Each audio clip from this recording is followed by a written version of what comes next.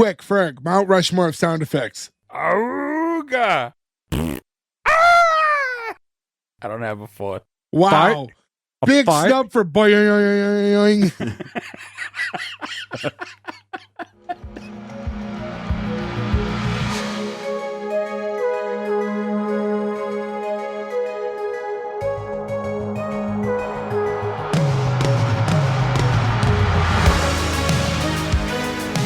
Welcome back, everyone, to S1E1, a show where each week we pick a different sitcom, watch the first televised episode, and forgetting anything we might know about the future run of that show, rate it and decide if it's a show we want to greenlight or cancel. This week we're going to be talking about Diff'rent Strokes. Diff'rent Strokes went 189 episodes over 8 seasons on NBC, with the final season airing on ABC. Today we're talking about episode 1, which is called Movin In, originally airing November 3rd, 1978. To get things started, I'm Jay Gags. With me, as always, the boys, most of them, Joe, Ferg, and Gordo. No Nick this week, or maybe later, we're not sure. What's going on, guys? Hey. Gorgeous, real boys. Gorgeous, real boys. Girls. Guys, you know your sitcom royalty when the person who composes and sings the theme song to your sitcom is also sitcom royalty? You're like, what is happening here? Alan Thicke? I never knew Alan Thicke sung and wrote and sang this song. Yeah. Welcome, everyone, to the first week of January 2026, our first episode of 2026 in general. So what we do basically, if you guys are new to us or are unaware, is every year when the Spotify Wraps come out, we invite anyone who listens to us. If we pop up on your Spotify Wrapped or whatever you listen to is equivalent, if we're in your top 5 and you post it and tag us, you get entered, and then we give a few of you guys fan picks for the entire month of January. And here we are with the start of it. This was Grover's pick. Grover picked Diff'rent Strokes. He's hit us up a few times. So I'm glad he was one of the guys who won. Diff'rent Strokes, kind of like one of those no-brainer episodes we probably should have done by now. We're about to hit our 5-year anniversary. We still haven't done it. So thank you, Grover, for picking it, because I think we've all been waiting for someone else to just pick it. And I'll say this too. Thank you, Grover, because you unlocked Facts of Life. And Mrs. Garrett's bosoms. Mrs. Garrett's bosom, which Ferg and I have been talking about for 30 years now. And it also unlocks the weird military school backdoor pilot that is part of Facts of Life. That I don't think made it to season, but no, maybe it did. I don't know. I feel like I watched more than one episode, so I think it must have. But on remember when TV Land used to do the weird thing where they would play shows that only made it 1 or 2 episodes? There's one night they were like, The Fact of Life, and Miss Garrett, something happens. They go to a military school. We watched a bunch of it. We were like, what is happening here? And I'd love to reinvest in that. I'm joining military school, guys. At 40, I'm going to military school is what I'm telling you. Again, an iconic show. I think when you look back at it, everyone just remembers Gary Coleman. And I think now it's not the first Gary Coleman show we've done, by the way, because he was in the first episode of Wayne's Bros, which we did a while back. But yeah, it's funny to look. Is that all that people remember from the show now is just... What I remember from this show is this was the first very special episode I've ever seen. Yeah. It's one when he almost gets diddled by the pedophile in the bike shop. The bicycle store. Yeah, the bicycle store, yeah. That's the first example I ever remember of that happening.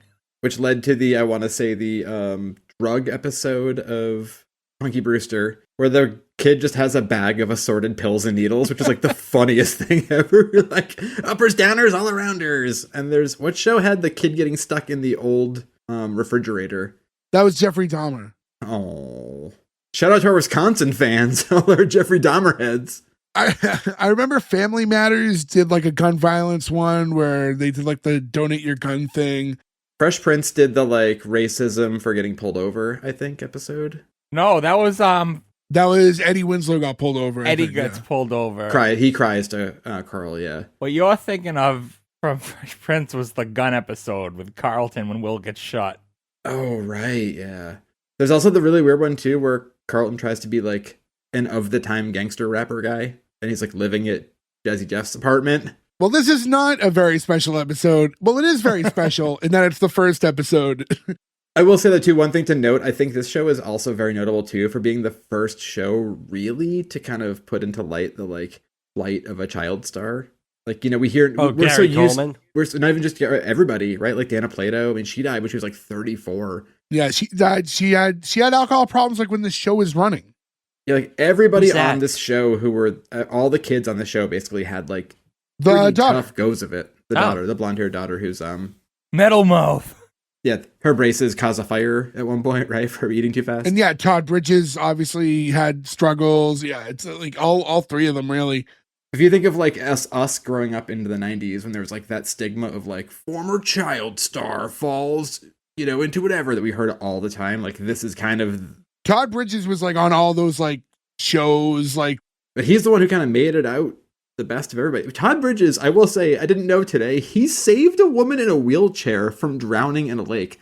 I don't care what crimes he had against him.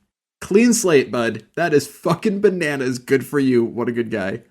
Yeah, Gary Coleman was like the big one with all of those. He had like a tough hand dealt to him too, though, because he had all those health problems. He had a lot of health problems. He never grew any taller is because of his like kidney issues, right? And he had to have like kidney transplants and open heart surgery and like all this stuff. Like that's gotta fuck you up, especially being in the public eye the whole time. And that was stuff he was dealing with like before this show even started. So like at a really young age. But boy, was he cute. He was so cute Yeah. until he runs in his white underwear and jumps into a pool where I was like, guys, I would have maybe put a bathing suit on the fucking kid for this scene. Yeah. I thought he had a diaper on. I thought he had a diaper on too. Here comes Doogie Butt. But anyways, if you want to watch Diff'rent Strokes, it's only on like Tubi right now. It's like the only like way to watch it. Again, right? insane. One of the biggest sitcoms of the last 50 years, and it's only available on Tubi. And like, I'm not knocking, I love Tubi, but like, that's weird to me that no streamer. All these shows used to be on Hulu back in the day. Now they're all on just fucking Tubi. I mean, what did we do that I've been watching a bunch of on Pluto is the David Spade one we did. Ew, why? Because it's so fucking funny because Rules of Engagement? Patrick Warburton is so... Rules of Engagement, yeah, we've been watching a ton of Rules of Engagement. It's so good. If you said just shoot me, I'd be like, all right, I understand. I like to shoot me. Patrick Warburton is so funny as that show goes on. Anyways, if you want to go back, you can listen to our Rules of Engagement episode. I was genuinely sad that how did I miss that one? Was I sick? I don't know what I missed that one for. Because you don't actually like Patrick Warburton, because you also skipped our Tick episode. I literally just bought like the $40 Blu-ray of The Woman Chaser, his like one starring movie from the 90s, and it's so fucking good. Jay, was that when Joe was sitting in line for Black Friday? I don't know, the amount of excuses this guy has. That's a funny one because I'd like to think that any of our listeners would know that you were clearly bullshitting there. But then again, some people thought I was doing karate at one point, so who knows? That is something you would actually do because you don't use technology, so you wouldn't shop on the internet. So you actually would go out for Black Friday. Close to that, I did look up a local fencing place because I was like, I'd like to go fencing at my birthday. I've never fenced before. It seems like it'd be really fun. Fencing, prohibitively expensive. Will not be doing. IMDb has this in at a 6.7, Rotten Tomatoes, nothing. And by the way, S1E1pod.com if you want to go and follow us on any of our socials, anything of that nature, rate, review, subscribe, do all that stuff.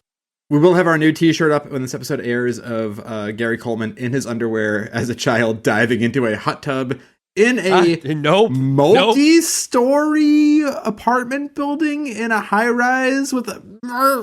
I don't want Gary Coleman underwear pictures in my Photoshop. So...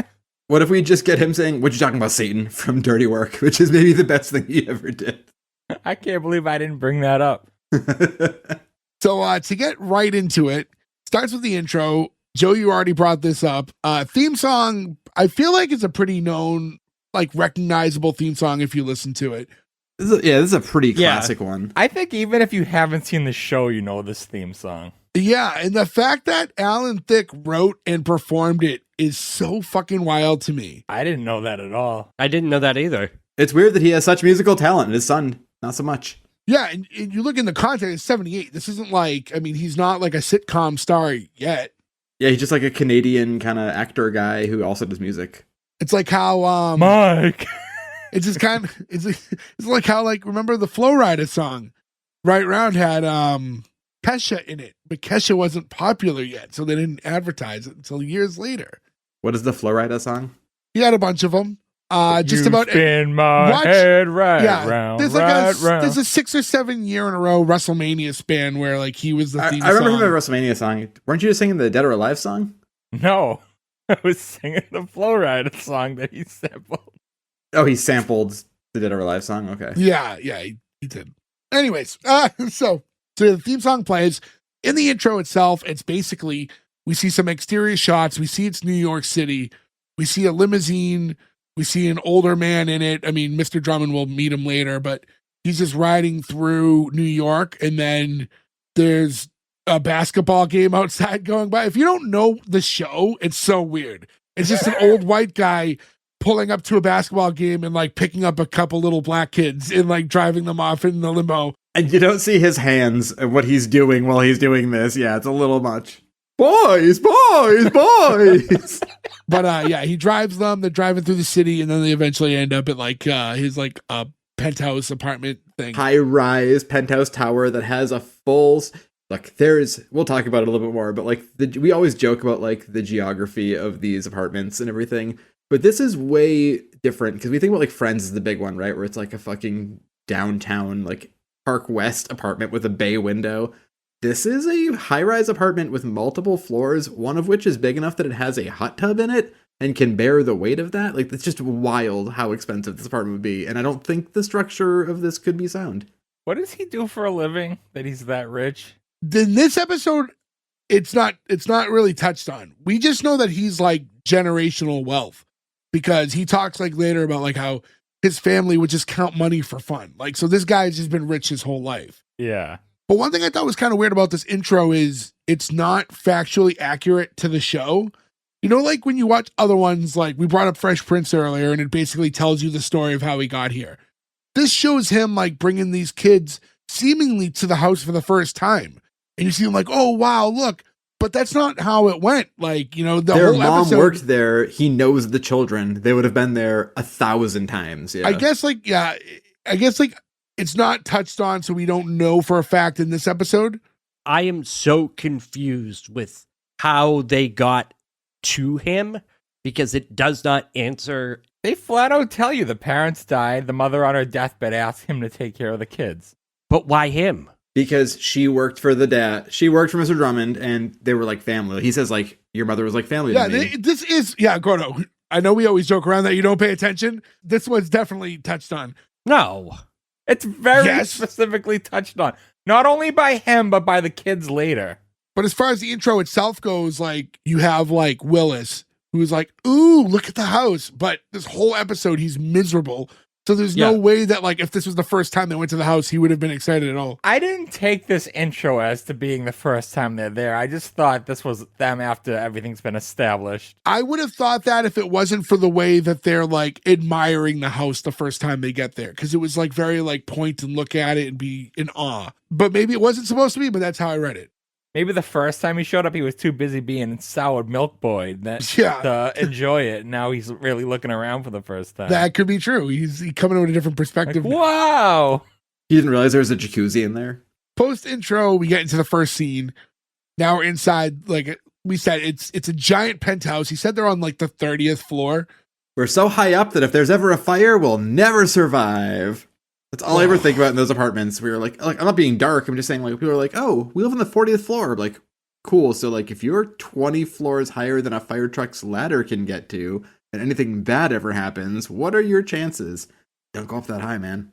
So I'll say, having seen a good amount of MTV Cribs back in the day, there were some celebrities that lived in, like, penthouses that were all decked like this, that looked like mini mansions, like, high up in buildings, and you know, like some of the Vegas high rises have. I was gonna like say this a too. lot of the Vegas ones, like where they put up like Chris Angel, like multiple floor. So there is stuff like this that's like realistic. Mr. Chris Angel, why did you take us in as children? That is the updated version of the sitcom. My buddy. Chris Angel is the rich guy with the ascot on who takes in two inner city children. Guys, let's write this right now.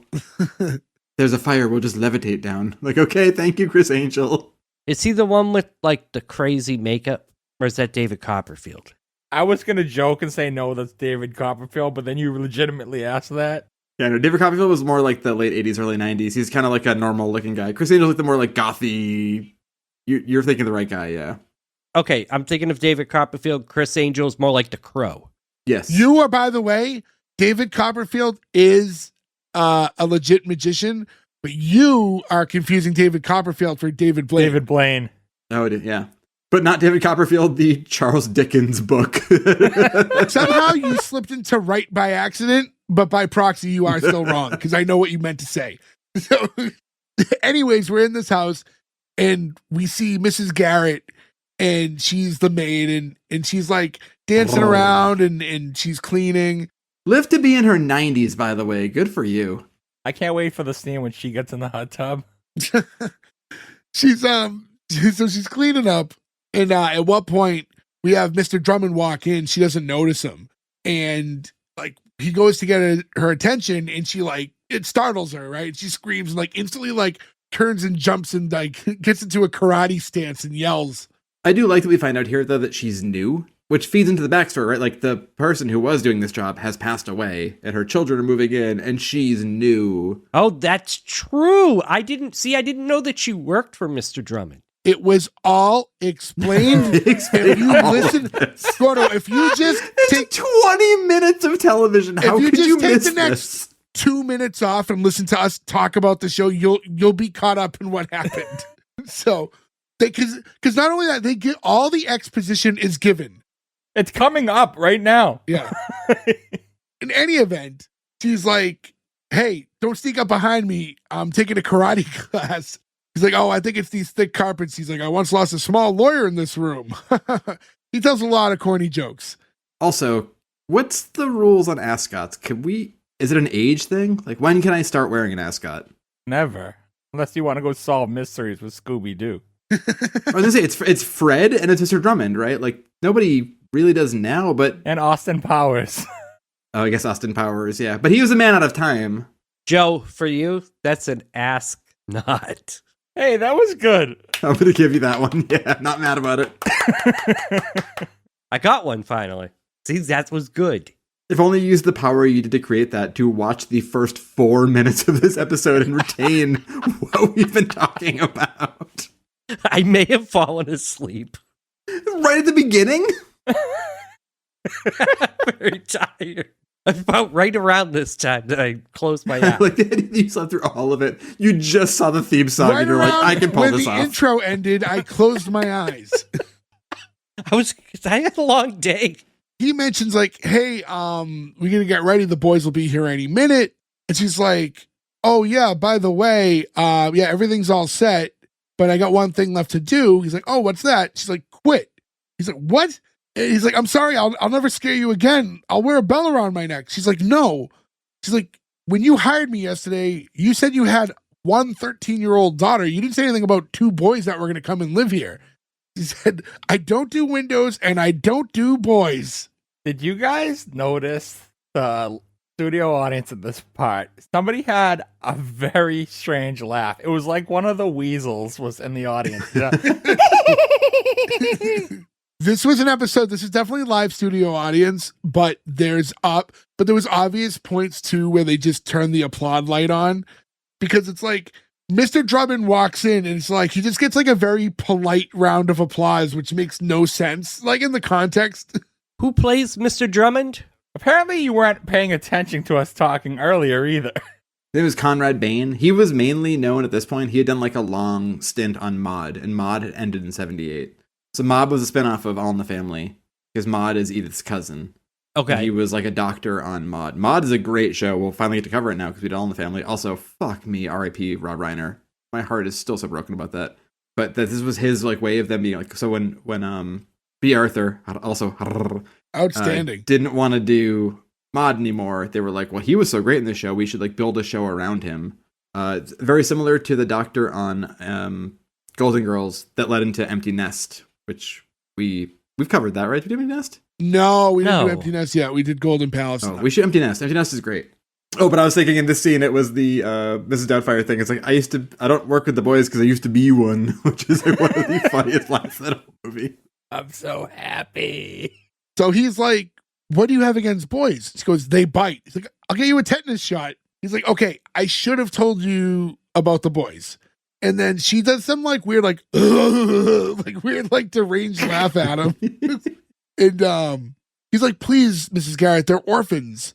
Like, I just want them to feel like they're at home here. It's like, orphans? Like, yeah, from Harlem. And then this is when, Gordo, if you were awake, this is when he says, yes, their mother was my housekeeper for many years, a sweet, wonderful woman. She was like a member of the family. On her deathbed, she asked if I would look after her 2 boys. They have no relatives and that could take them in. Yeah, that exposition dump that is literally 10 seconds long is the entire premise of a 10-season show that we are covering right now. Okay, because I think I woke up a little bit after this. I'm curious how this show comes off if you don't know the most important part of the show.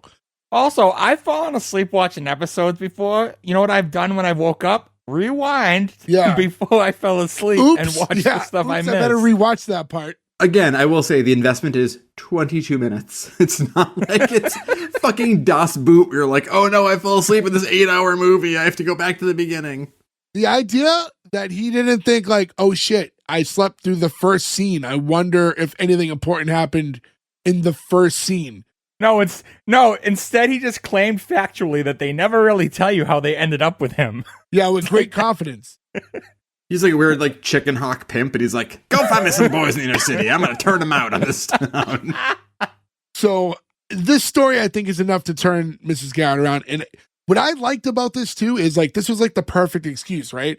Because it connects him to the kids and it gives her a reason to understand like he treats his help like family. You know what I mean? Right. So, because not only is it justifying why these boys need to be here, but it's what he's doing as a deathbed like promise to the last person to do the job she's now doing.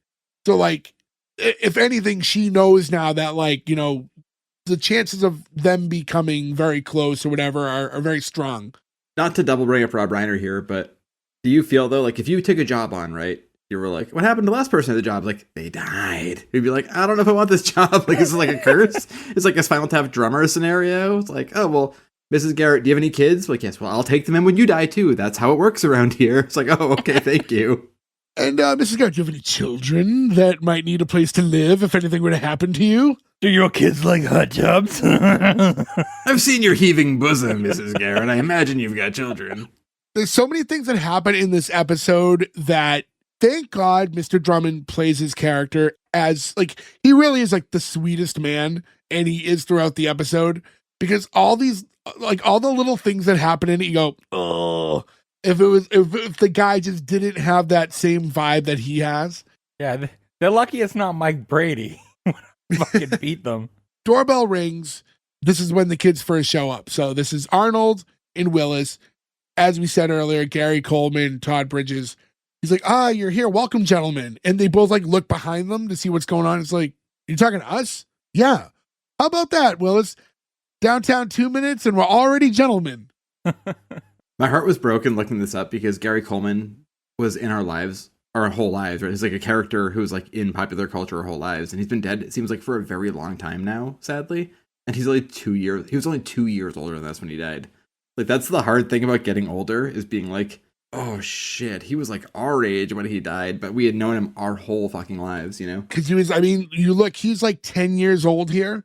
So, and that's one of those things, he looks a little bit younger, obviously, because of his medical issues that kind of kept him like small. But I'll say this, like when we talk about child actors all the time, now I'll say at 10, it's not quite like, you know, we've said before, like, I know I always bring it up, like Jodie Sweetin, I think was like 4 in Full House, you know? But like, Gary Coleman here is so charismatic and so funny. Oh, yeah. And they give him so many jokes in this episode. And for 10 years old, you know, for context, you know what I mean? Like, I look at my niece who's 9, and she's like, obviously, like, they're not babies. They're very cognitive, like, humans in society at this point. But, like, if you gave her, like, that amount of dialogue to memorize and, like, deliver with, like... in 30 takes, too. Like, that one wasn't good. Give us another one where you have more spunk. And be funny about it. It, like, deliberately funny, you know? Like, it just really points to how talented he was. I will say this, though, and, like, I will never put myself in anybody else's shoes.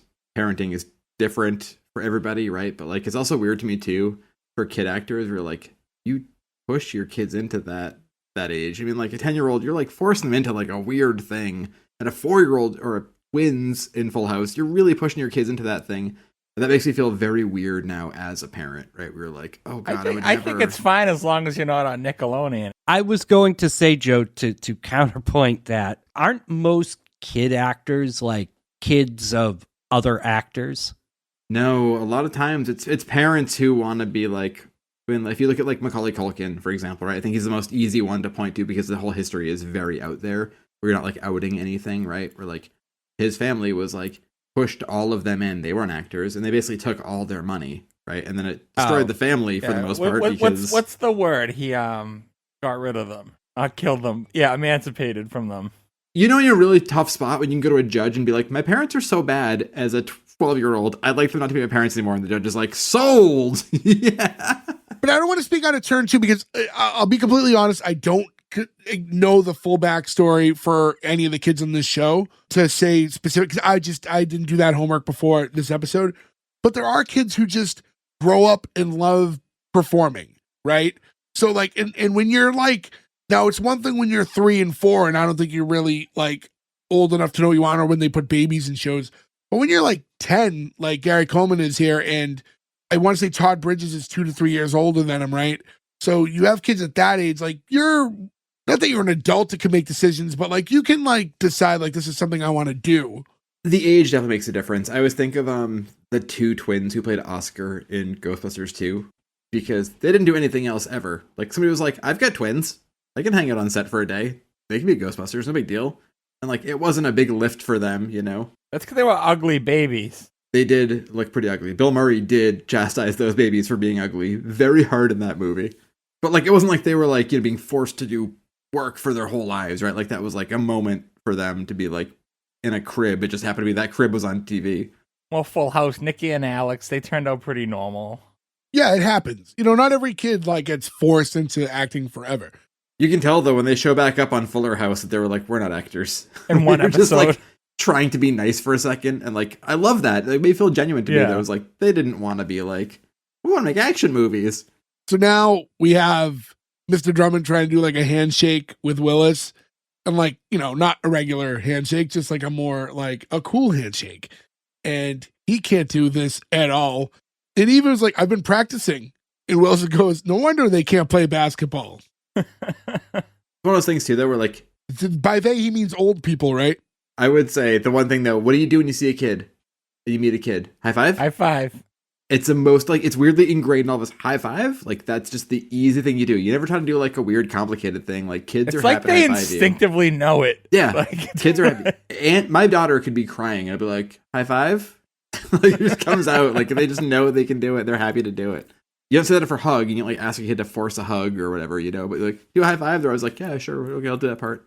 He acknowledges right away when Willis says, he's like, oh, you got a sense of humor. You're like your mother. And he says, I loved her very much. You know, he starts to say like, without a sense of humor, people are dull and boring. And then Mrs. Garrett walks in and he never even finishes the sentence, which I thought was kind of a weird thing to cut off. And she says, hey, can I give you a hand with the boys? And he introduces them to her. And she goes to do a handshake with Willis and nails it. They go, oh, she's got it right. She's a hip old granny. Mrs. Garrett, are you passing? She's like, no, only my hair is bleached. So he says, hey, why don't you take the boys' things up to their room and I'll show them around. She goes to grab like Arnold's goldfish. He's like, oh, be careful. His name's Abraham. And Mr. Drummond's like, oh, I've never seen a black goldfish before. And Arnold's like, that's okay. He's never saw a rich white man before. I mean, I'm okay with this because like they're playing the fish out of water thing. So like, the fish joke especially makes sense, but I feel like they push it a little too far in the beginning. Look, we'll talk about this later, but like there's going to be a couple jokes. Obviously, though, you look at this stuff though, and do you not acknowledge that this old white guy just adopted 2 young black kids? Like, so like you might as well address it. It's the plot of the show. Like you got to address it. That's like, it's almost like there's a line though, right? Because you don't want it to be like, okay, we get it. But then there's also a point where it's like when you try to describe someone and avoid saying the obvious thing. Like, oh, the black guy at work. Don't say the black guy at work. You have to point him out when there's 6 people in the office and he's the only black guy. And you have to point to like, oh, which one's David? Oh, he's like 5'8" and short hair. It's like you could just say he's the black one, but instead of saying that, you try to dance around it. He's got like a blue shirt. Sometimes he wears hats. I mean, one of my favorite lines in any sitcom ever is the episode of All in the Family where Sammy Davis Jr. ends up back at their house because Archie was driving his cab, and Meathead's like, he's got a fake eye, but don't mention it. Gives him a cup of coffee and goes, "Do you take cream and sugar in your eye?" Like, I love that so much. It's so fucking funny, right? That's like what this is, right? It's like you have to like try to not mention it, but you mention it. So I get it. It endears him because like it's human. It's a human condition to say. You don't want it to be over and over and over again, but like get a couple jokes out of the way, like address the situation, like so it's not like a weird elephant in the room. The key is they have it come out from the innocence of a child, and he's adorable saying that stuff. I think there's some things here too that are really smart, where like they don't, for the set dressing, especially we'll talk about it later when you get to their bedroom. Like you could have gone one way with that, and they didn't. Like they went a much different way, which I think is really important. Like they could have been like, instead of the Harvard banner, right? It could have been like, here's a Jackson 5 poster, right? Because I get it. Like it shows he's not trying to be like weird about it. He's just like, higher education. I want you to be you, not, there's nothing about race involved in it, Doorbell rings. He's like, oh, excuse me. And then he grabs the door, and that's his daughter, Kimberly. So he has one biological daughter. It's never, at least in this episode, so like future context, forget, like as far as like just talking about this episode goes, we don't really know the backstory there, right? Like this episode, it's not touched on, at least. We don't know where Kimberly's mother is. Yeah, and this one, we have no idea Mr. Drummond's family. I'd like to think the mother is another maid that died. He stole their kid. That actually really makes it hard for Miss Garrett. There was 2 of them? No. That happens, and the way she comes in is so unnatural. It's like, yeah. She's like, oh, there they are. Look at them. Like she was almost like, there's my brothers. Yeah. She was. It's like, what are you their grandmother? She's like, aren't they just gorgeous? Like real boys. I do like this though, because then she turns it off on them after a while. She's like, but this is my house and you stay away from me and my stuff. Like she does have that thing where like at least it's the big sibling thing after, she's excited, but like don't fuck up what I have going on here. But in reality, it would be like, this is your new brothers. Hi. Like there'd be an awkward shyness. She's acting not normal, and then you have Arnold who just goes, what's she smoking? So like it's acknowledged like this is not normal behavior, right? Yeah, it's weird behavior. But I also feel like rich people, especially children, like nepotism, rich people, children are like usually super socially awkward, right? Carlton, yeah. Although she does not dance like Carlton. Can I ask a question? Of course. Wouldn't the kids have met her? Oh, yeah. Like, so this is what makes this weird. Well, this is the thing. We don't know specifically. In theory, yes, they could have come here before because their mom worked there, but there's also a chance that didn't happen. No, she wouldn't take her kids to work. I mean, you never know. Different time, different type of job. Well, but that we can't say definitively one way or another. Like they should all know each other. Like there is a chance where it is completely separated. They don't follow their mom to work, and they never did meet. Hey, so Nick, you are here. At the top of the episode, we were unsure. So Nick, welcome to the show. Heyo. And just so you're filled in on this, Gordo fell asleep for at least the first scene. That's as much as he's willing to admit. So he did not know why these boys were at this house. It confused me the whole episode. He also said definitively because he missed it, but he said definitively anyway. They never tell you why they ended up there. It's stupid. That tracks really hard. Are we positive he watched any of the show? No, we're not positive. I watched the second half. He at least was willing to admit that he missed the first scene, and at no point thought, maybe I'll just rewind 5 minutes. The foundation of the entire series. I missed that, but no big deal. Yeah, why would you find out anything important in the first few minutes of the episode? It really confused me through this whole episode. You legit could have just rewound 5 minutes. I don't understand why this is an issue for you. I had to come here. Well, I mean, he's probably on the toilet with the phone in his hand. He can't rewind. Look, I'm not going to say that you have to take crazy notes or anything, but like if you watch it maybe earlier than half an hour before you record, you'd have the time to rewind the 5 minutes. There's no point in your week when you take no notes that you can't fit 22 minutes of time into your schedule. He just doesn't want to. How long is your train ride to work every day? I don't take the train. Honestly, if you listen to it, you'd know more if you just listen in your car. To get back into this, so Kimberly's being introduced to her new brothers, and all this is happening. Arnold goes, "Hi, Metal Mouth," and she goes, "Oh, Daddy, isn't this delicious? We've just met and he's already insulting me like a real brother." And it's so weird how she's acting. Delicious made me uncomfortable. Delicious is not the right word, yeah. No, weird choice of words. Also kind of not cool of Arnold to just make fun of her immediately for no reason. I think that's glanced over. No, he had a good read. Fuck her. Also, we talked about it earlier where it's like, oh, Gary Coleman died at 42. We're all 40-ish now. Dana Plato, 34. Oh, geez Louise.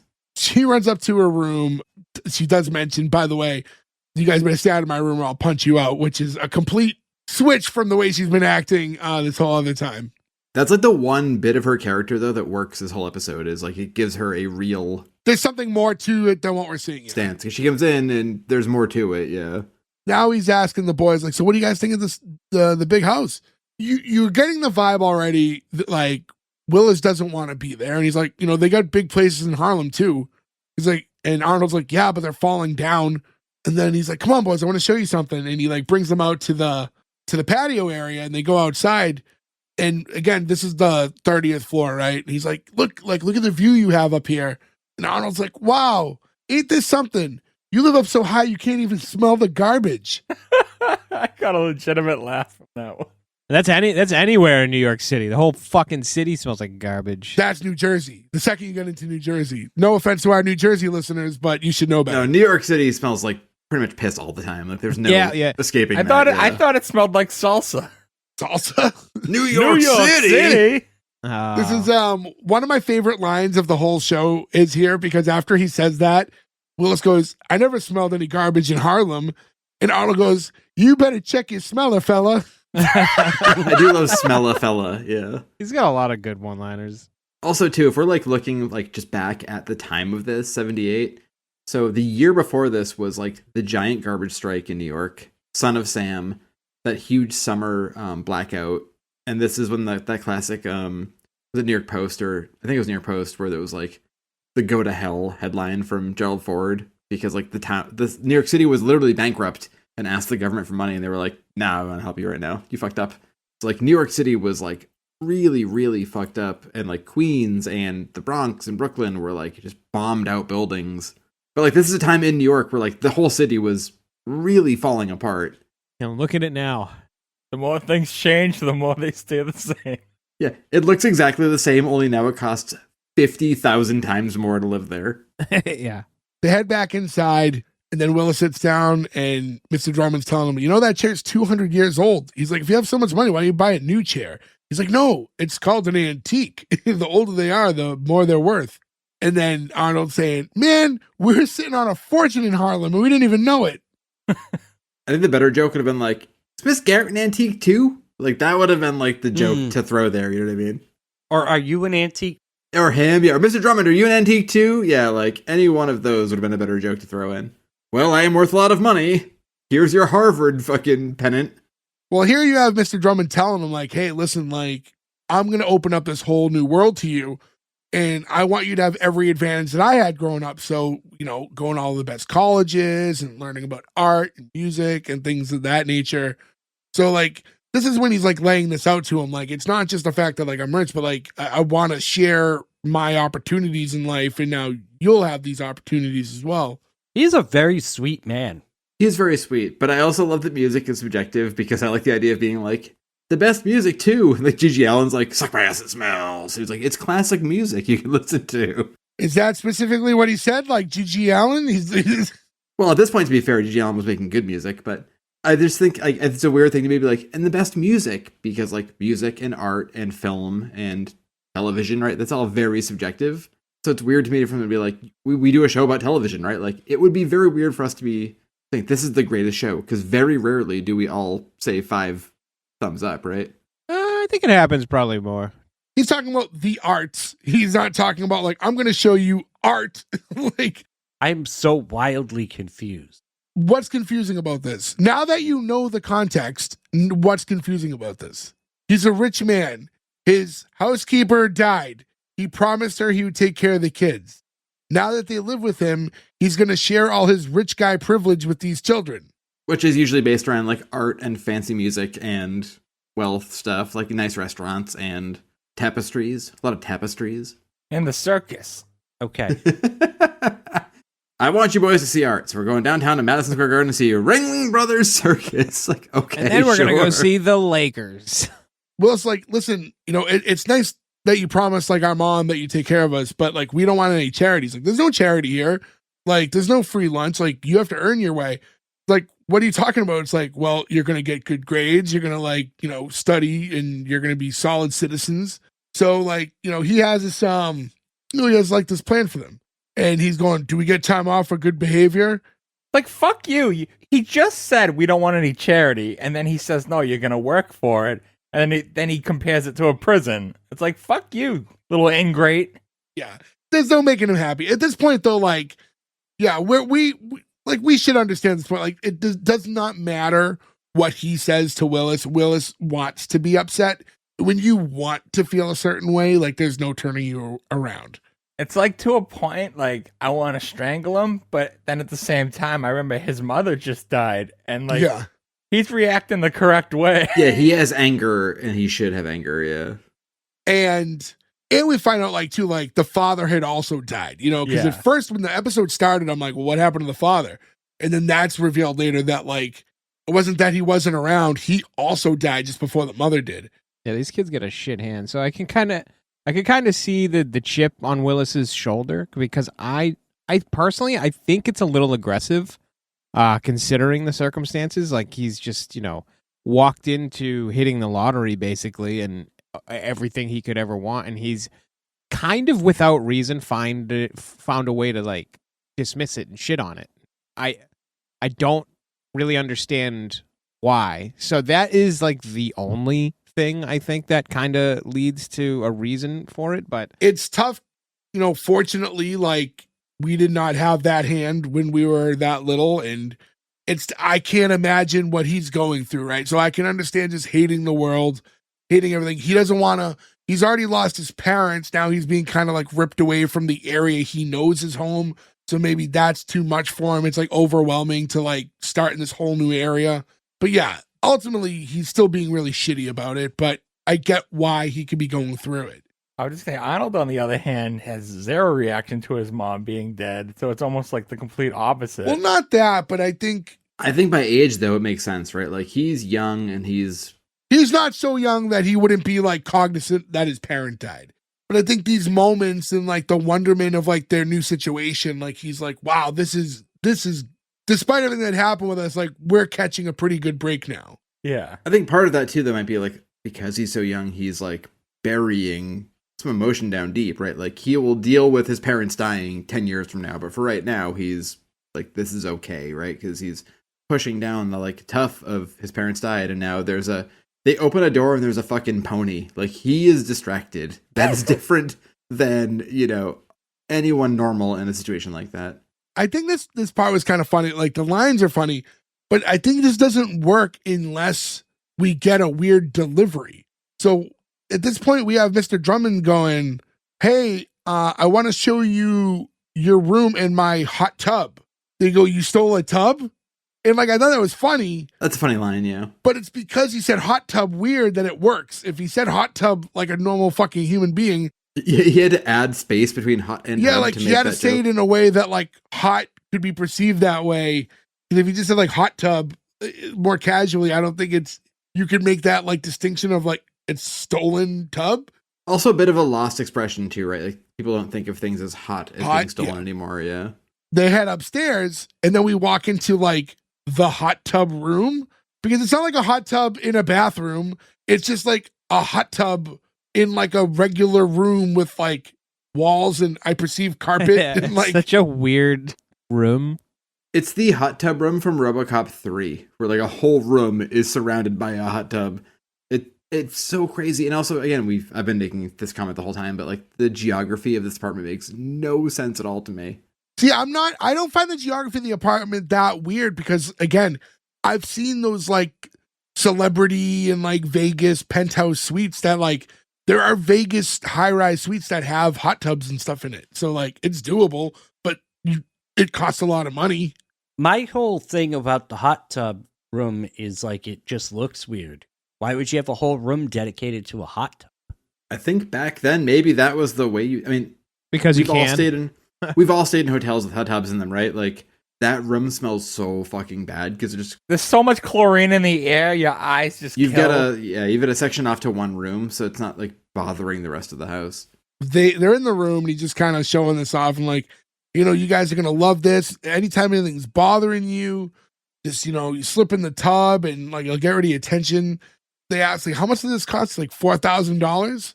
Like, no wonder why you have so much tension. That's a lot of money for them. Yeah, especially for that time. But he said it's worth every penny. And basically, like, anytime he's going through anything, he basically just gets in the hot tub and it makes everything go away. I had one. I do wish I had a hot tub, so. They're not my thing. I never I don't like them either, yeah. Oh, give me a nice warm soak. But also $4,000 then was like $20,000 now too, so it's a big. When you get amount of into money. a hot tub and you go just like, get it so like your shoulders are completely submerged and you're just like at your neck, like, and you can get like a hot jet to like hit you somewhere that's like not feeling right. Like, it's the best feeling. Right on your balls. Right on the balls. Yeah. I've had a bad lower back and I still don't like them. I feel weird in them.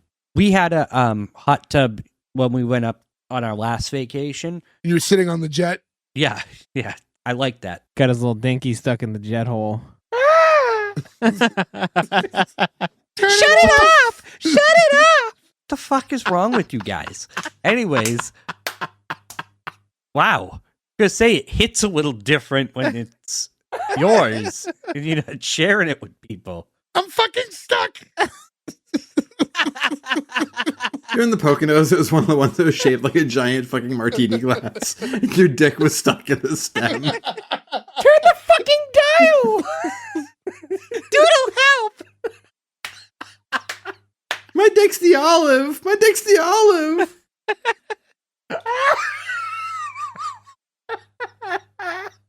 Friends for 30 years, holy shit. All right, well, cool. But yeah, no, hot tubs kind of, I don't know, like I get like, if I'm in them for like a little too long, I just like feel like really sluggish. Also, in like public settings at like hotels and stuff, they are fucking cesspools. Oh, for, yeah. like, So dirty. fucking gross bacterias, and you can get like crazy rashes and infections from them. So I was at a wedding once where like 10 of us were in a hot tub. If we were eating pizza and a piece of pizza fell into the water and an unnamed person grabbed the piece of pizza out and then ate it. And I was like, It's you like have to Deuce fly Bigelow. home. Yeah. Like, you're going to be so sick tomorrow. Why would you do that? At that point, we were like floating around in a river before that, drunk, where I was like, I could die in any second. Like a rushing river water wave takes me away. And I was more worried about him eating that sliced pizza. I don't know. Any public bodies of water I always get sick at. I mean, you should avoid them, personally. I think you should avoid any public body of water. Like pools, like disgusting. Yeah, gross. Water is gnarly. Things don't die in water. Water is gnarly. It is, man. Dude, I did the swim with the dolphins there at SeaWorld. I got so fucking sick. Was that the time the dolphin raped you? My dick's stuck in the fucking blowhole.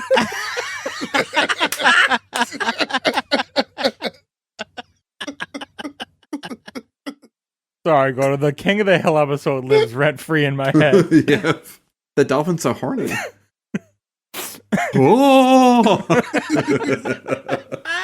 Meanwhile, this poor fucking dolphin's drowning. They have teeth. I'd be careful. They feel very muscly. Dolphins are like low key, like fucking Scary, frightening. Yeah. Yeah, terrifying sex monsters. Yeah. If you've ever touched one, they're like all muscle. They're like wet, slick muscle. Aren't they also one of the few animals that has sex for pleasure? Not. I learned that from a science teacher we had. They're the only animals that bump uglies for fun. Was his exact words.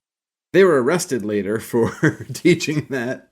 So, anyways, so they're leaving the room with the hot tub, and as they're exiting, because Mr. Drummond wants to show them their room, and you get that little like Arnold like grabs a little water from the tub and like splashes his brother in the face, and his brother just like picks him up and basically just like spanks his butt as he like fireman carries him into their room. He's a little touchy with the kids. Even at the end, he kisses one of them, and I'm like, no, Willis picked him up. This is Willis and Arnold, so this wasn't. Yeah, Mr. Drummond brings them into their new bedroom. He's like, "Oh, here it is, boys. How do you like it?" He's like, "Wow, this is better than anything I ever saw in the Brady Bunch." It's wild thinking that was like a show that ended a year before this, basically. Yeah, and I guess the tie-in too is like one of the writers, maybe even the writer for this episode, I have to double check, like wrote on the Brady Bunch a lot too. So, and actually, like there were times for like this show where they use like recycled. I think it's always funny when shows did this back then, but they'd like use recycled scripts and like basically take premises from Brady Bunch episodes for the show. Like, fuck it, I wrote it. We're using it. Yeah. ironically, that's a house that doesn't make sense. Yes. And there was the episode where Mrs. Garrett did get a football spiked into her nose, which is a really weird episode of Diff'rent Strokes. Girl, ow, my nose! Hot. They walk in and Mr. Drummond's like, okay. And he said, Willis, why don't you take the top bunk and Arnold, you can sleep on the lower. And Willis is like, how come you keep telling us what to do? Like, don't you think we have brains? Like, oh, I'm sorry, Willis. I guess I committed another faux pas. Like, what'd you do to your pa? Like, no, Arnold, that's French for I blew it. Then Willis decides, Arnold, why don't you sleep up top? This is more Willis being a bastard because he made that decision because it's easier for Willis to get on the top bunk. I think that's why he was doing it. He was trying to make it like, hey, like Willis is, it'll be easier for him to get up into the top bunk.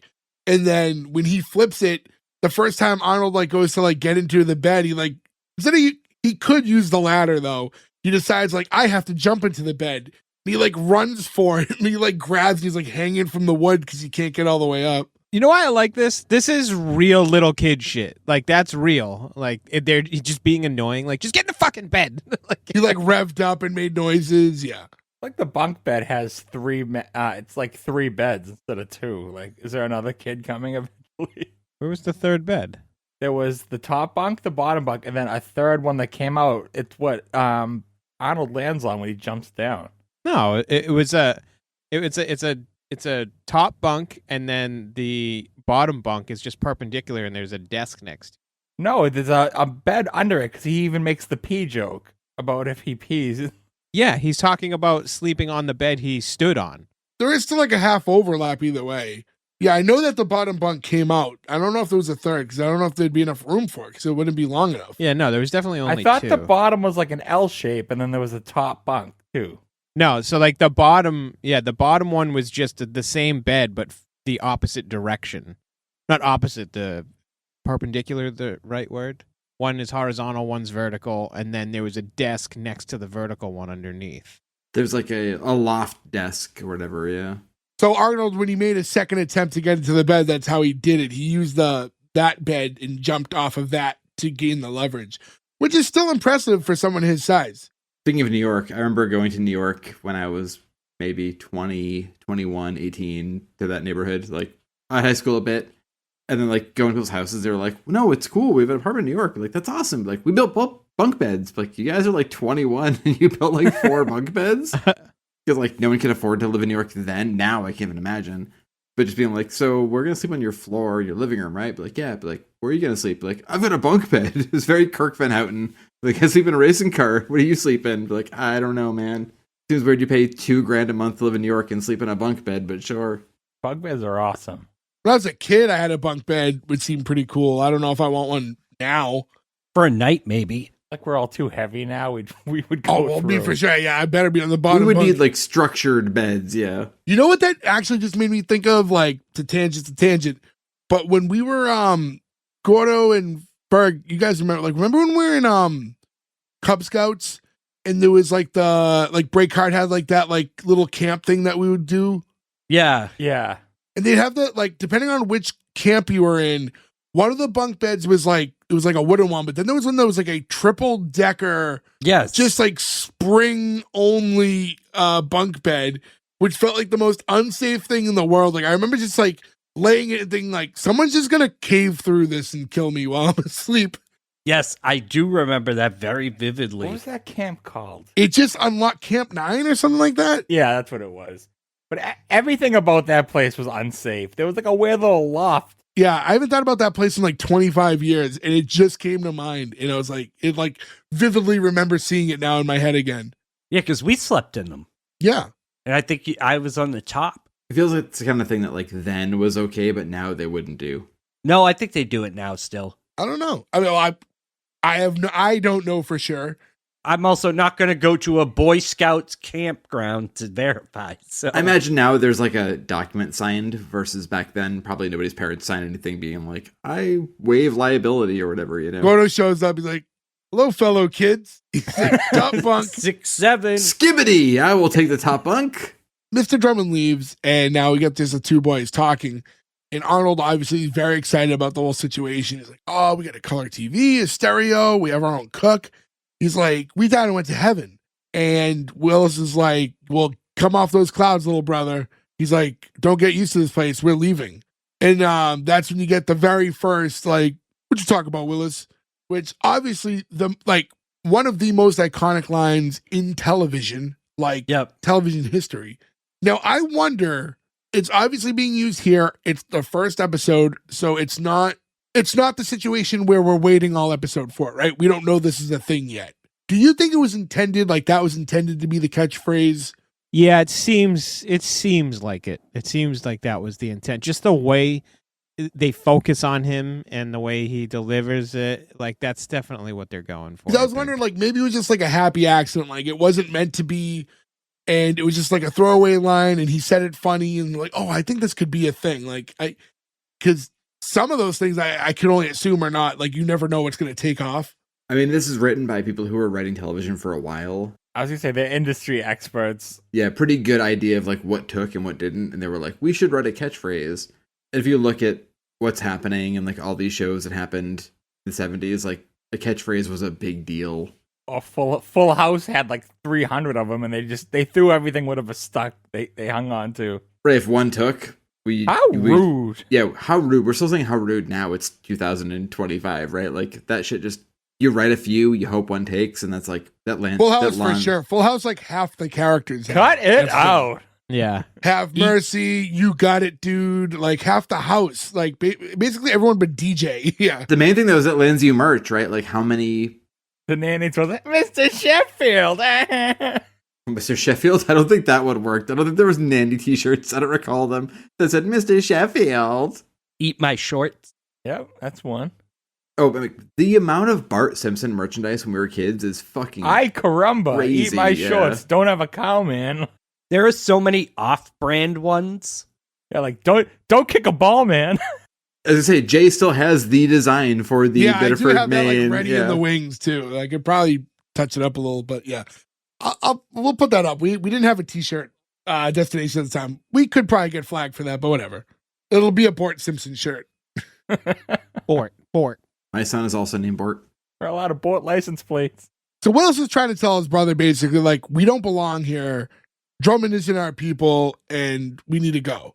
And he's like, Willis, how many kids have a chance like we just got? Like, don't you realize like we have everything going for us now? And he's telling him like, no, 7:00 tomorrow morning, you and me, we're going back to Harlem where we belong. And I thought this was weird. I don't know if you caught it. So the clap. This was the commercial break. Very weird. But why did they applaud him saying, no, we're leaving at 7 in the morning?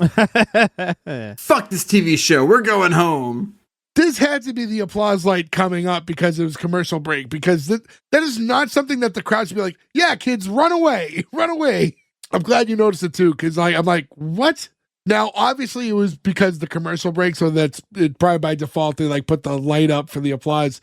But basically, we enter the commercials and you're right back in the same scene. It's a continuation. And Arnold's saying, like, why do we have to go back to Harlem? Like, why can't we just stay here? Willis is saying, because we miss Harlem. He's like, yeah, and I want to miss Harlem for the rest of my natural life. I hate the way he talks for him. He always says we. It's like, that's not how Arnold feels. Shut the fuck up. Well, it's addressed, and there's a couple points where it happens in the show, like here and then later on, which I thought was notable, where Arnold is like as well articulated and smart and witty as he is very clear that you're my older brother. I'll do what you tell me to do. And he makes that known a couple times. So it's like, whatever you want, I'll do, but I don't agree with you. Yeah. So it's like, because of that, Willis does have the, I guess, ability to speak on his behalf because he knows Arnold will ultimately do whatever he says. But yeah, you're right. We know too, he's also like the last of his actual family, right? It's like he's so young where he's like, of course he's going to go along with the last member of his living family who has like a say in whatever they're doing, you know? Willis is telling Arnold, like, we don't belong in the penthouse. Like, we're not the right color. And Arnold goes, I'll get you a skin transplant. Ooh. Uh-oh. Did someone say skin color transplant? Oh my Hello, God. Casper. Casper, it's been a while. How you doing? I've been hiding out. I heard you guys talking about Home Alone recently. I know you come along. Christmas is a big time for you. You love Macaulay, and it's a weird thing, but do you have any thoughts on Diff'rent Strokes? I have Diff'rent Strokes for young boys. Okay, Casper. Good to see you. We'll see you in 2026. Maybe take a walk around the block, buddy. I can't believe he didn't take note to seeing Gary Coleman in his underwear. Yeah. He may have talked about it later, but something was holding him back. I don't know. The ghost of Gary Coleman in his underwear possibly was holding him back. What you talking about, Casper? Also, Joe, what are you talking about? See you in 2026. This is 2026. Right now, as we're recording, this is January 1st, 2026. That's true. This is February 2026, but he might mean like in a different month. I can't believe that crazy news story that just happened. Wow, it's truly appalling what just happened in the world right now. So anyways, getting back into this this episode, there's a point where, you know, Willis is saying, like, we don't belong here. Like, there's 200-year-old chairs. What if I sit and break one? He's like, you heard the man, the older it gets, the more it's worth. He probably breaks the chairs and takes them to the bank. I didn't quite get that one, but he said it adorably. Well, insurance, though. I mean, like, this whole scene, also the hot tub scene, right? That 10-year-old kid's not thinking about insurance. No, he's saying if they break, he sells them. Yeah, well, and if he breaks, he just gets the insurance claim on it, right? Like, if you have an expensive thing and it breaks. That's not the joke. No, I'm not saying it's a joke. I'm saying that's the reasoning, though. Is it like... How old is Gary Coleman here? 10. 10. He's playing 10 or he is 10? He is 10. He is 10. I don't know if he's playing 10. He is 10. I think he's playing younger. I don't know how old Willis is supposed to be. He's like, well, he is like 3 years older than him. 2-3 years. So he's probably 12, 13 years old when this is being... They're going back. They're making fun of one another a little bit. And then it comes to like, all right, if we go back to Harlem, like, who are we staying with? The Thomases. Oh, okay, great. 8 people, 1 room, 1 bathroom. We get killed in a stampede. It's like, did you run this by the Thomases?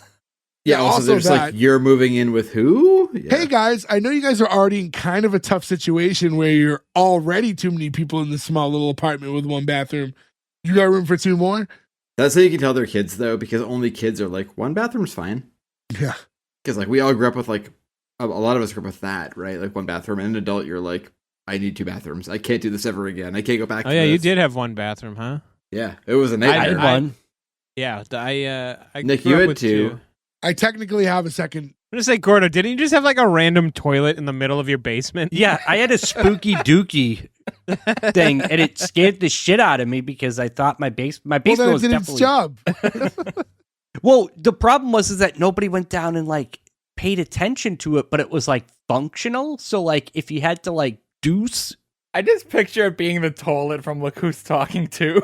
I want your pee-pee. Bite you that pee-pee. man, there were like spiders down there and shit. Like, dude. As someone who's in the middle of potty training, that is something I think of every fucking day. And by the way, Joe, you're doing a great job. Yeah. Thank you.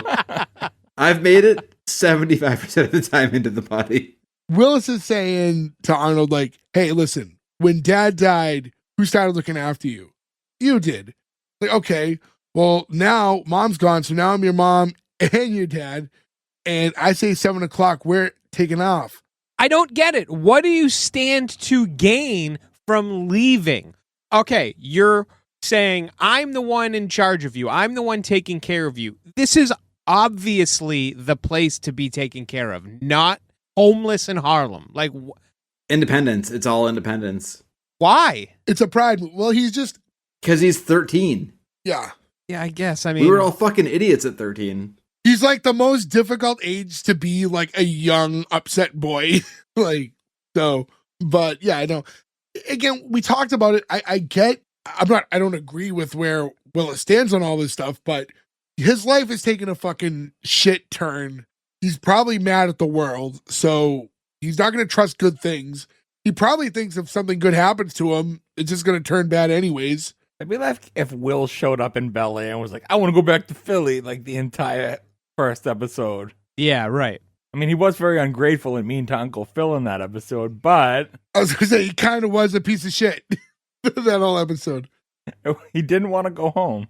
This is when, like, I brought this up earlier, like, the way Arnold talks, he's like, hey, Wells, I know you're my brother, and I'll do what you say, but I have feelings about things, too, and I think you're wrong.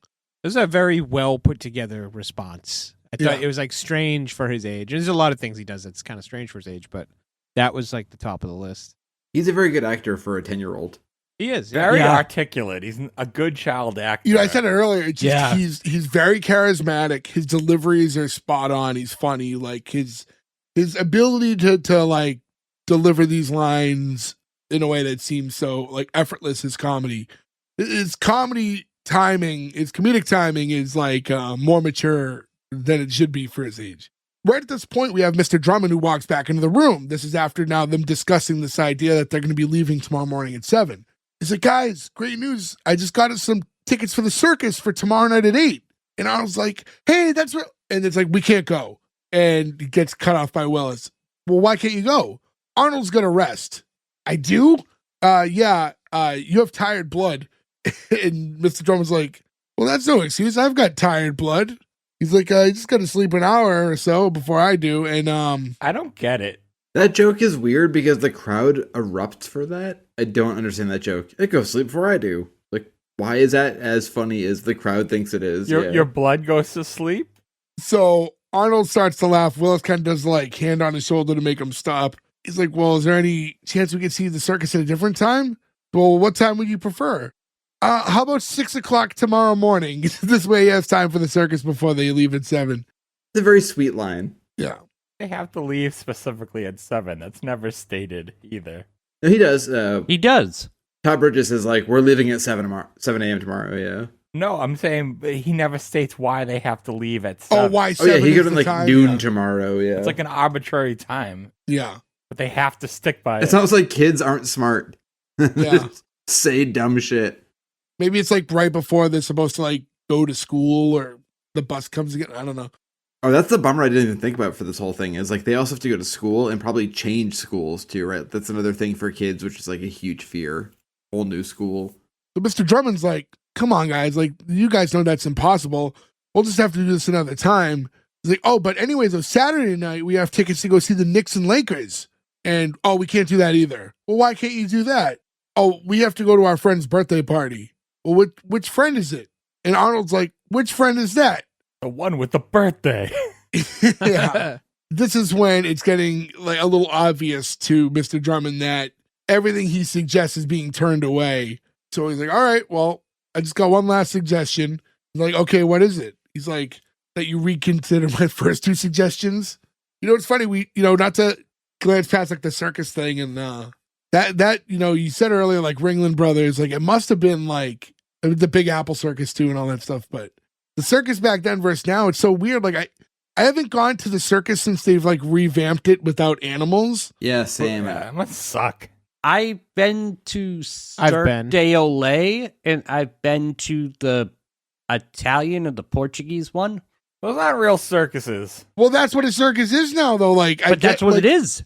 So I get, like, I feel like new circuses are trying to emulate more of what like Cirque du Soleil does because they have to. And listen, I'm not saying I get it. I get like the unethical treatment of animals. I'm not arguing against that. Can't they just treat the animals better and still have them perform? I don't think you can like make elephants go on a train across the country though and treat them well. I just think that They seem to like it in Dumbo. he works for peanuts. You ever seen the movie Water for Elephants?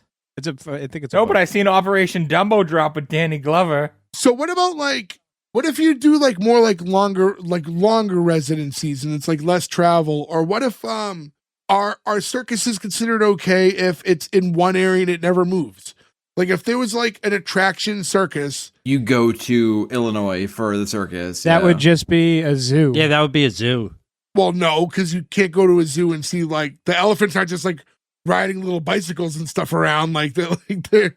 It still wouldn't be okay. It's the training that goes into being teaching them how to do that. That's not humane. Because if you think about it, they banned the dolphin show, and they're always at the aquarium, so they weren't moving or anything, and that got banned.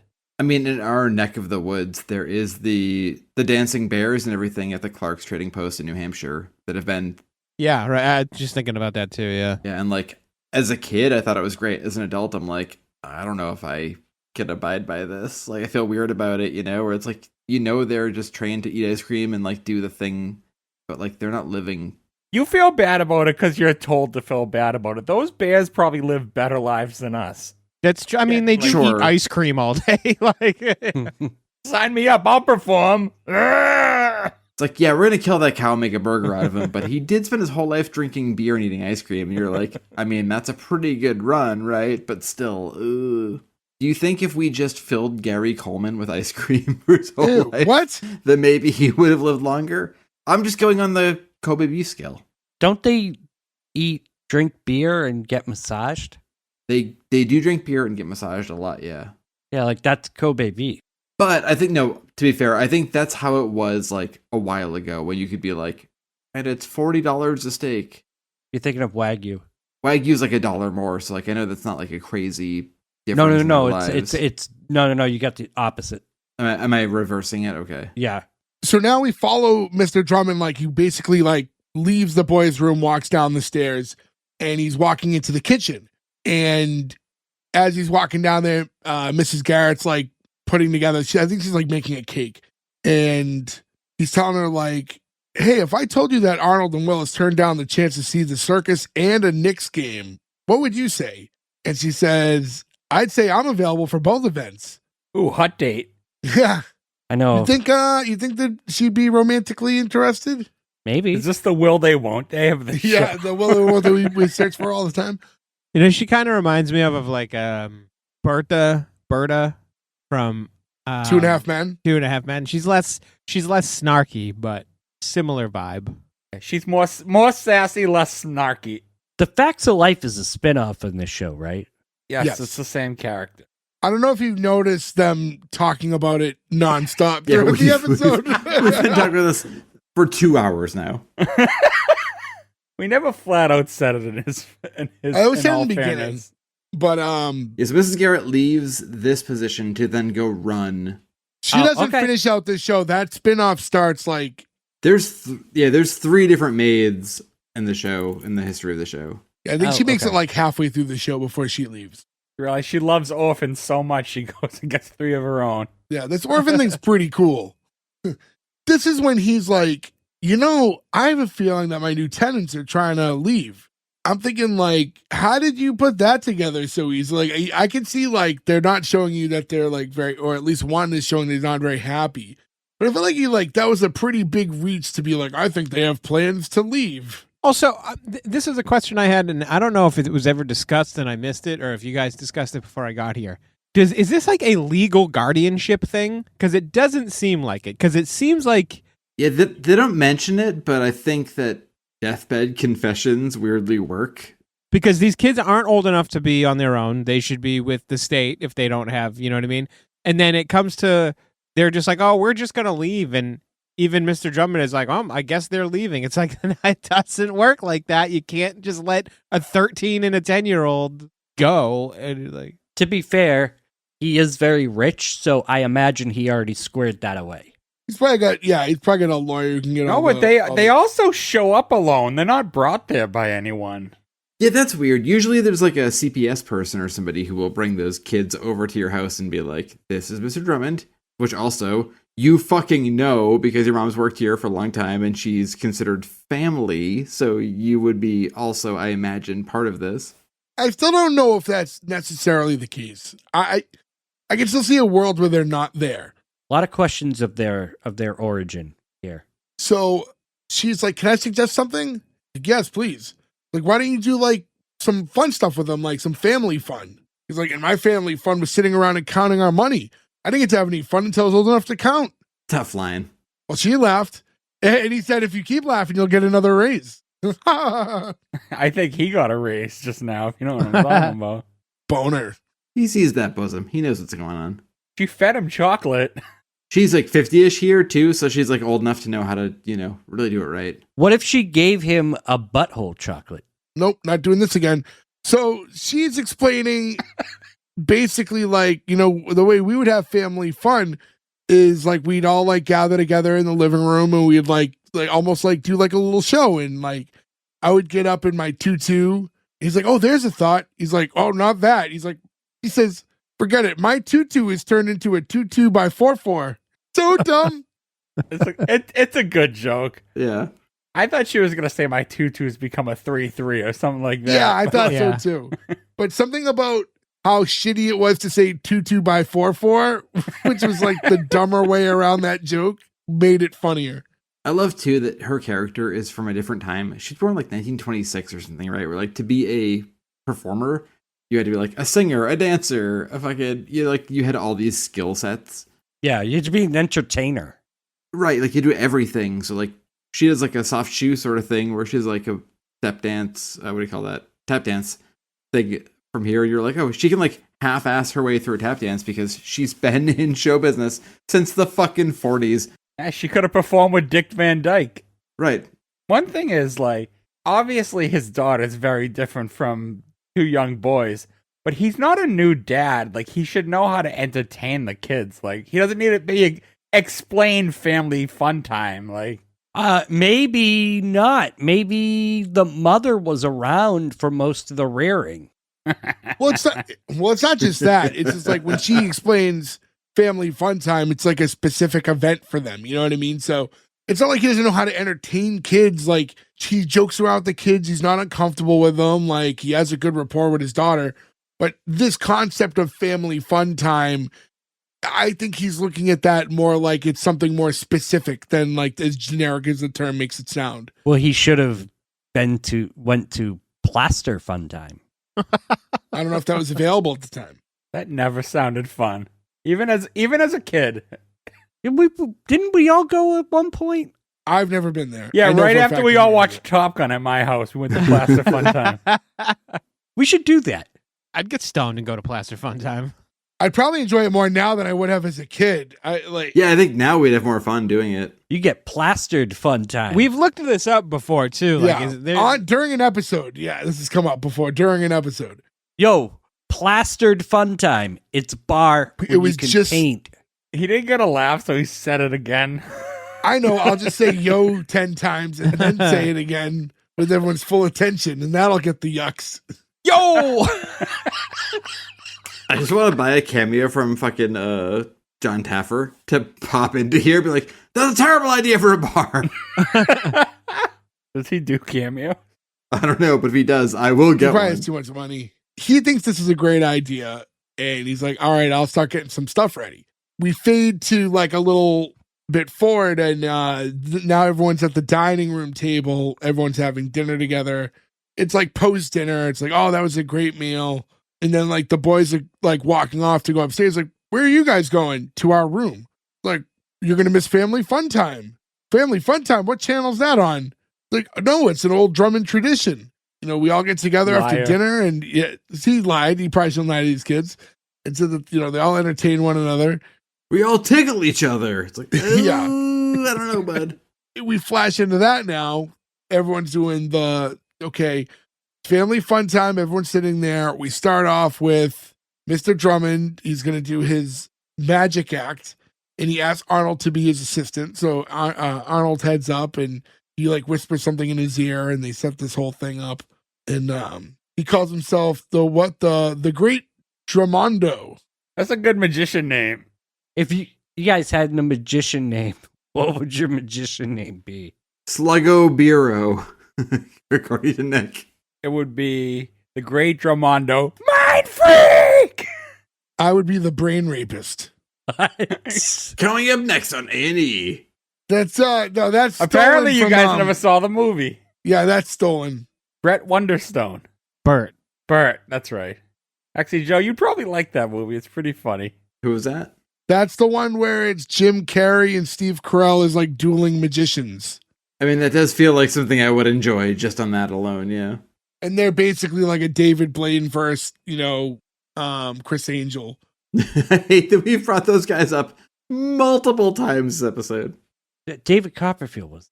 Jay's ringtone used to be the Mind Freak theme song. It was I hated funny. when he'd Like, get not phone because I thought it calls. was a great song. I didn't say you thought it was a great song.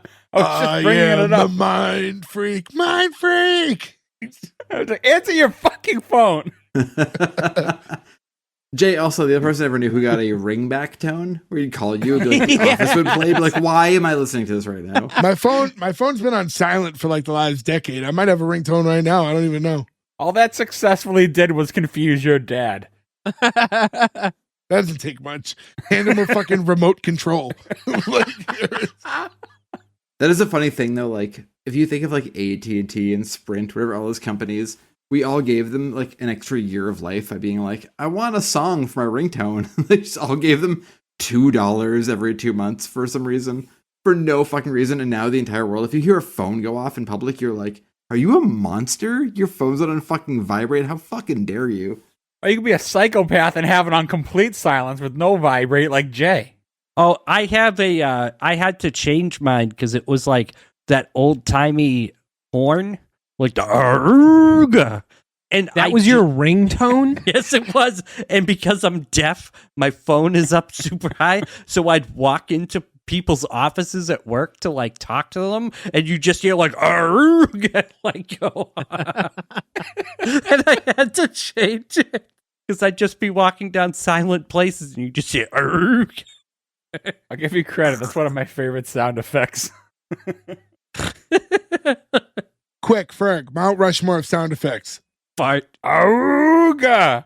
A Wilhelm scream. Ah! Wow. Fart? A Big fart? snub for boing. The pop of the tongue of the werewolf when he sees a hot lady dancing as it rolls out. For those of you who haven't been able to detect this by listening to this episode, everyone here is incredibly tired tonight. Yeah, So- seriously. Speak for yourself. Oh yeah, you slept during the episode. Yeah. Yeah, you slept through the episode. 40 minutes ago. So anyways, the Great Drummondo gets up and he's like, I'm going to make this $10 disappear.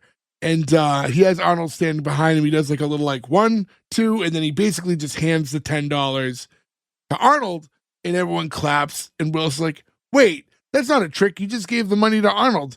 Like, well, here's the real trick, getting it back. And that's when he chases them all throughout the living room. And then eventually Arnold like lands on the couch, and Mr. Drummond's got him like pinned to the couch and tickling him. And Casper, I no, I not know, right now, bud. I know his character is like obviously very pure at heart, nice guy.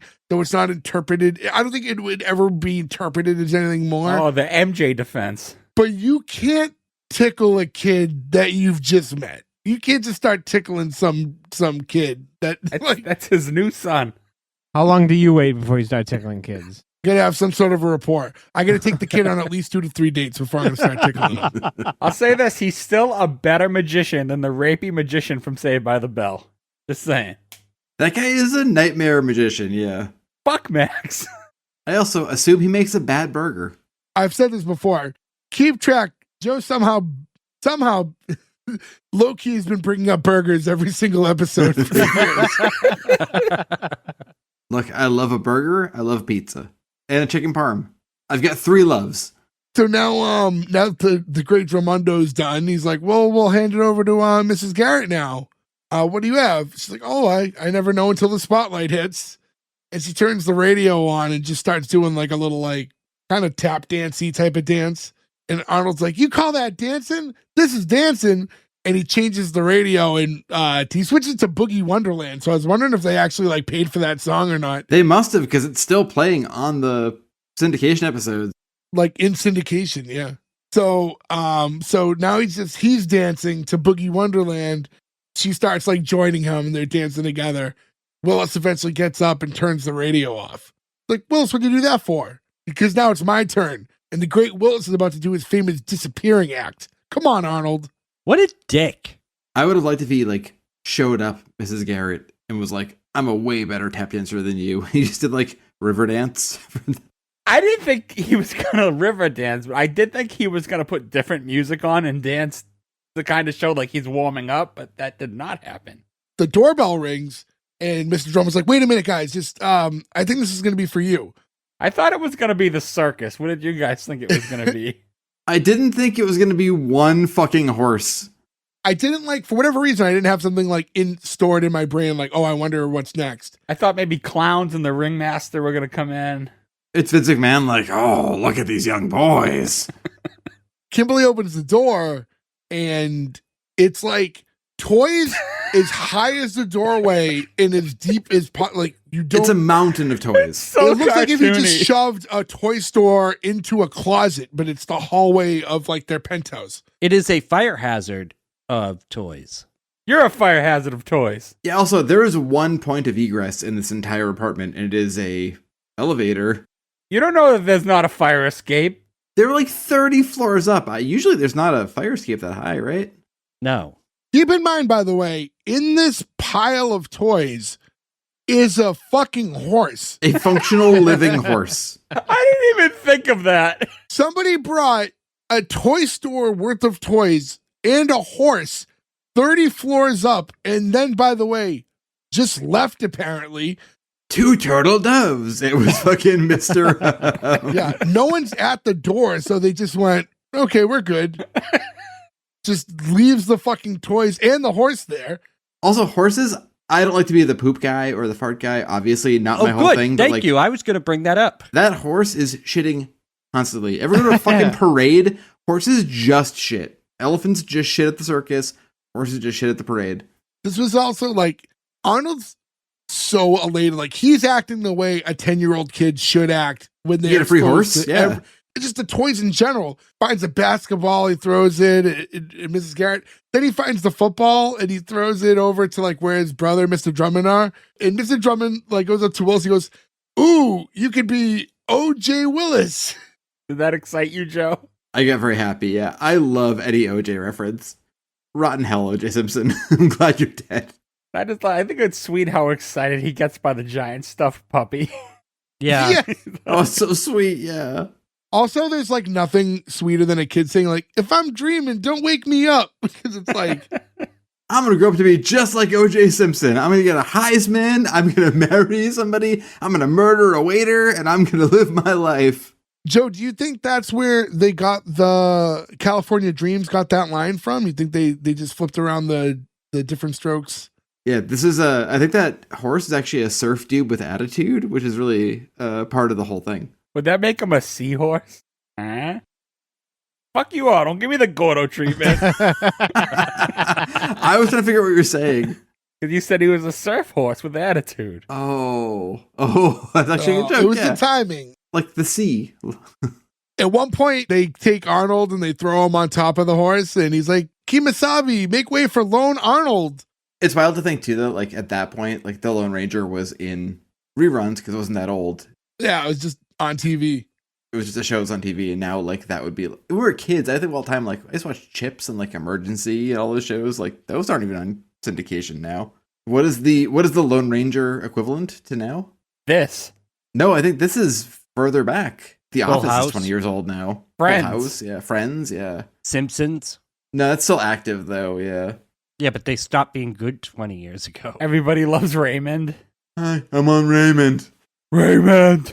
Yeah, Lone Ranger to this show is like 30 years. So like for us, yeah, it's literally any just like it's disgusting to say, but any mid-90s show is like the same gap of time. It feels terrible.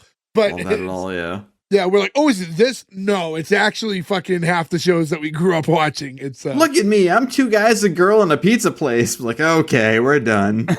So Willis is like, get down from there. He's like, no. He's like, and he just eventually like physically like takes him off of the horse. It's dangerous. What if they scared the horse and it bucked? That's another thing too. Now they wouldn't do that because like you just can't fuck with animals anymore. Like rightfully so. I'm not saying it's a bad thing. I'm just saying like they wouldn't be like, let's just scare a horse for a whole day, put him under a bunch of hot lights and like give him 1 carrot every 3 hours and put a kid on him. Mr. Drummond's like, what's going on? He's like, listen, you bought us a lot of nice toys, but you can't buy us. He's like, I'm not trying to buy you. I'm just trying to make you feel at home. He's like, come on, Arnold. We're still leaving in the morning. And the 2 boys start to like head up towards the steps. It's weird that the veil's suddenly been lifted because he was telling Arnold. Like it was a secret that they were going to leave, yeah. He goes, don't tell anyone or you'll miss breakfast. Or you won't get dinner tonight because I'm going to kill you. Like, Yeah, like, you won't get dinner tonight because you'll be dead. Yeah, now it's very obvious that the plan is for him to leave. Yeah, now he's flat out saying we're leaving in the morning. It's like, well, you just told on yourself, and he can stop you. Here's a question to Paul DeGordo. If a nice older man and an ascot was going to give you something to make you stay for the night, no matter what the scenario might be, what would be the thing that would keep you there? Like, it wouldn't be a horse, right? Me, like, nearly 40 years old? Yeah, us now. Like, what would an old man, and not even old, I'm sure he's 40 at this point, Jesus Christ. But, like, if a nice man was trying to keep you in his apartment with a horse and a Mrs. Garrett. You'd have to give me Mrs. Garrett. I mean, obviously, that's number 1, right? She's been drinking wine and she's tap dancing, and you're like, I think I'll stay. Put on the tutu, Miss Garrett. Do I get to leave the apartment? No, you're stuck the whole night. You're in the apartment. Let me, please, to reiterate, Joe says, what could he do to get you to stay? And your follow-up is, well, can I leave? so I need 1 dolphin. Oh, it's a dead dolphin because it can't swim in the fucking hot tub. It's just belly up and cooked. He doesn't have to do anything special. I got nothing going on, I'll hang out. Hang out in the hot tub, whatever. My back's killing me. I'll go. I mean, the hot tub is kind of a... It is enticing, yeah. So now the boys go up to their room and Arnold says, Willis, was Papa as stubborn as you are? Are you the only one in this family that's got this disease? He's like, I'm not stubborn, I'm proud, which is a weird thing to be like cognizant of, is like, I'm just being proud right now. Especially at 13. Yeah. Arnold says, can a man be proud and own a pony at the same time? Be proud to own a pony. And then Mr. Drummond enters. He's like, well, is there something I got to say to you? You didn't even give yourself a chance to get to know us. The only thing I'm guilty of is trying to make you and your brother feel like they're at home. And Arnold's like, yeah, Mr. Drummond's Santa Claus, and you're treating him like an old landlord. And he's saying toys and money aren't family. He's like, yeah, that's right. Like, families love and caring, and maybe I overdid it, but it's because I cared about your mother, and now I care about you. But caring has to be a two-way proposition, and you're not even willing to meet me halfway. And the worst part of it is you're only thinking about yourself. You're not even considering your brother. You're just being selfish, Willis. And then he leaves. So, like, I'm glad that, like, Mr. Drummond, who's been, like, very corny and overly nice at all times, is still at the point where he's like, okay, even though I'm doing everything in my power to, like, make this kid like me, I still have to be a parent to him at some point, whether or not he's planning to leave. And I have to, like, to say this, I have to say this. It's also like the one time he's asked to, like, act. You know what I mean? Like, where he has to, like, not just be like, are we having fun being magicians? Like, yeah, you understand that he's, like, a real actor here. And then after he leaves, Arnold goes, Willis? He's like, not one word out of you, Arnold. Does this count as a word? And ripped the fart. No, it's not what he did. He gave him a raspberry. Yeah, raspberries are gone now. That is gone, and I feel sad about that. I still give raspberries. Yeah, but you're 40. You know what I mean? Like, I don't think, like, if you were to watch, like, iCarly, I don't know, fucking modern, that's probably older now. That is too, not but, modern. Like, I don't know what the fuck is, like, kids do. Those kinda didn't come back. Joe, you don't do you like raspberry, like your daughter's like stomach or whatever? All the time, yeah. But I don't think that kids are going on TV and being like, this is a thing we do to mess with old people. Like, I think that's just like a gone thing Now they do all that stuff Gordo does. Devin. Yeah. But I want to say, like, to be completely honest, I think even our generation wasn't really doing raspberries as insults. No, we were saying suck it. That was later. I don't remember being in elementary school and getting into an argument with some girl and going, "Oh yeah," like Yeah, you were much more brash. Yeah. Arnold says, like, "Listen, we're here because before Mama died, she asked Mr. Drummond to take care of us. Do you think she'd send us to live with somebody who didn't want us?" Valid point. Yeah. Unless it was a terrible mom, though. It was like, no, you should go to Scrooge's house. Like, I don't know, she could be a bad mom.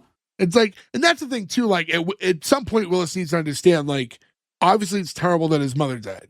Her like deathbed wish was for them to stay with this man. You know, that should hold some sort of a weight. Yeah, I think that gets glossed over a lot in this episode, is that, like, we don't know. Well, obviously, it's got to be soonish. I was going to say how. Never mind. You know what, guys? I'm not even going to ask the stupid question. Gordo, I think you were onto something here, though. I think that you were right. Like, they don't give enough credence to the fact that that is the point of this whole episode, right? Is like, the mom is dead and she wanted them to be here. I was going to say we don't know the time length from when her mother died. I think it's pretty soon, right? Because otherwise they'd have been living in that apartment in Harlem alone, right? I was going to bring that up because I'm a little confused because obviously, yeah, these boys can't be alone for too long, right? But also, it's Mrs. Garrett's first day working. The last maid was the mother.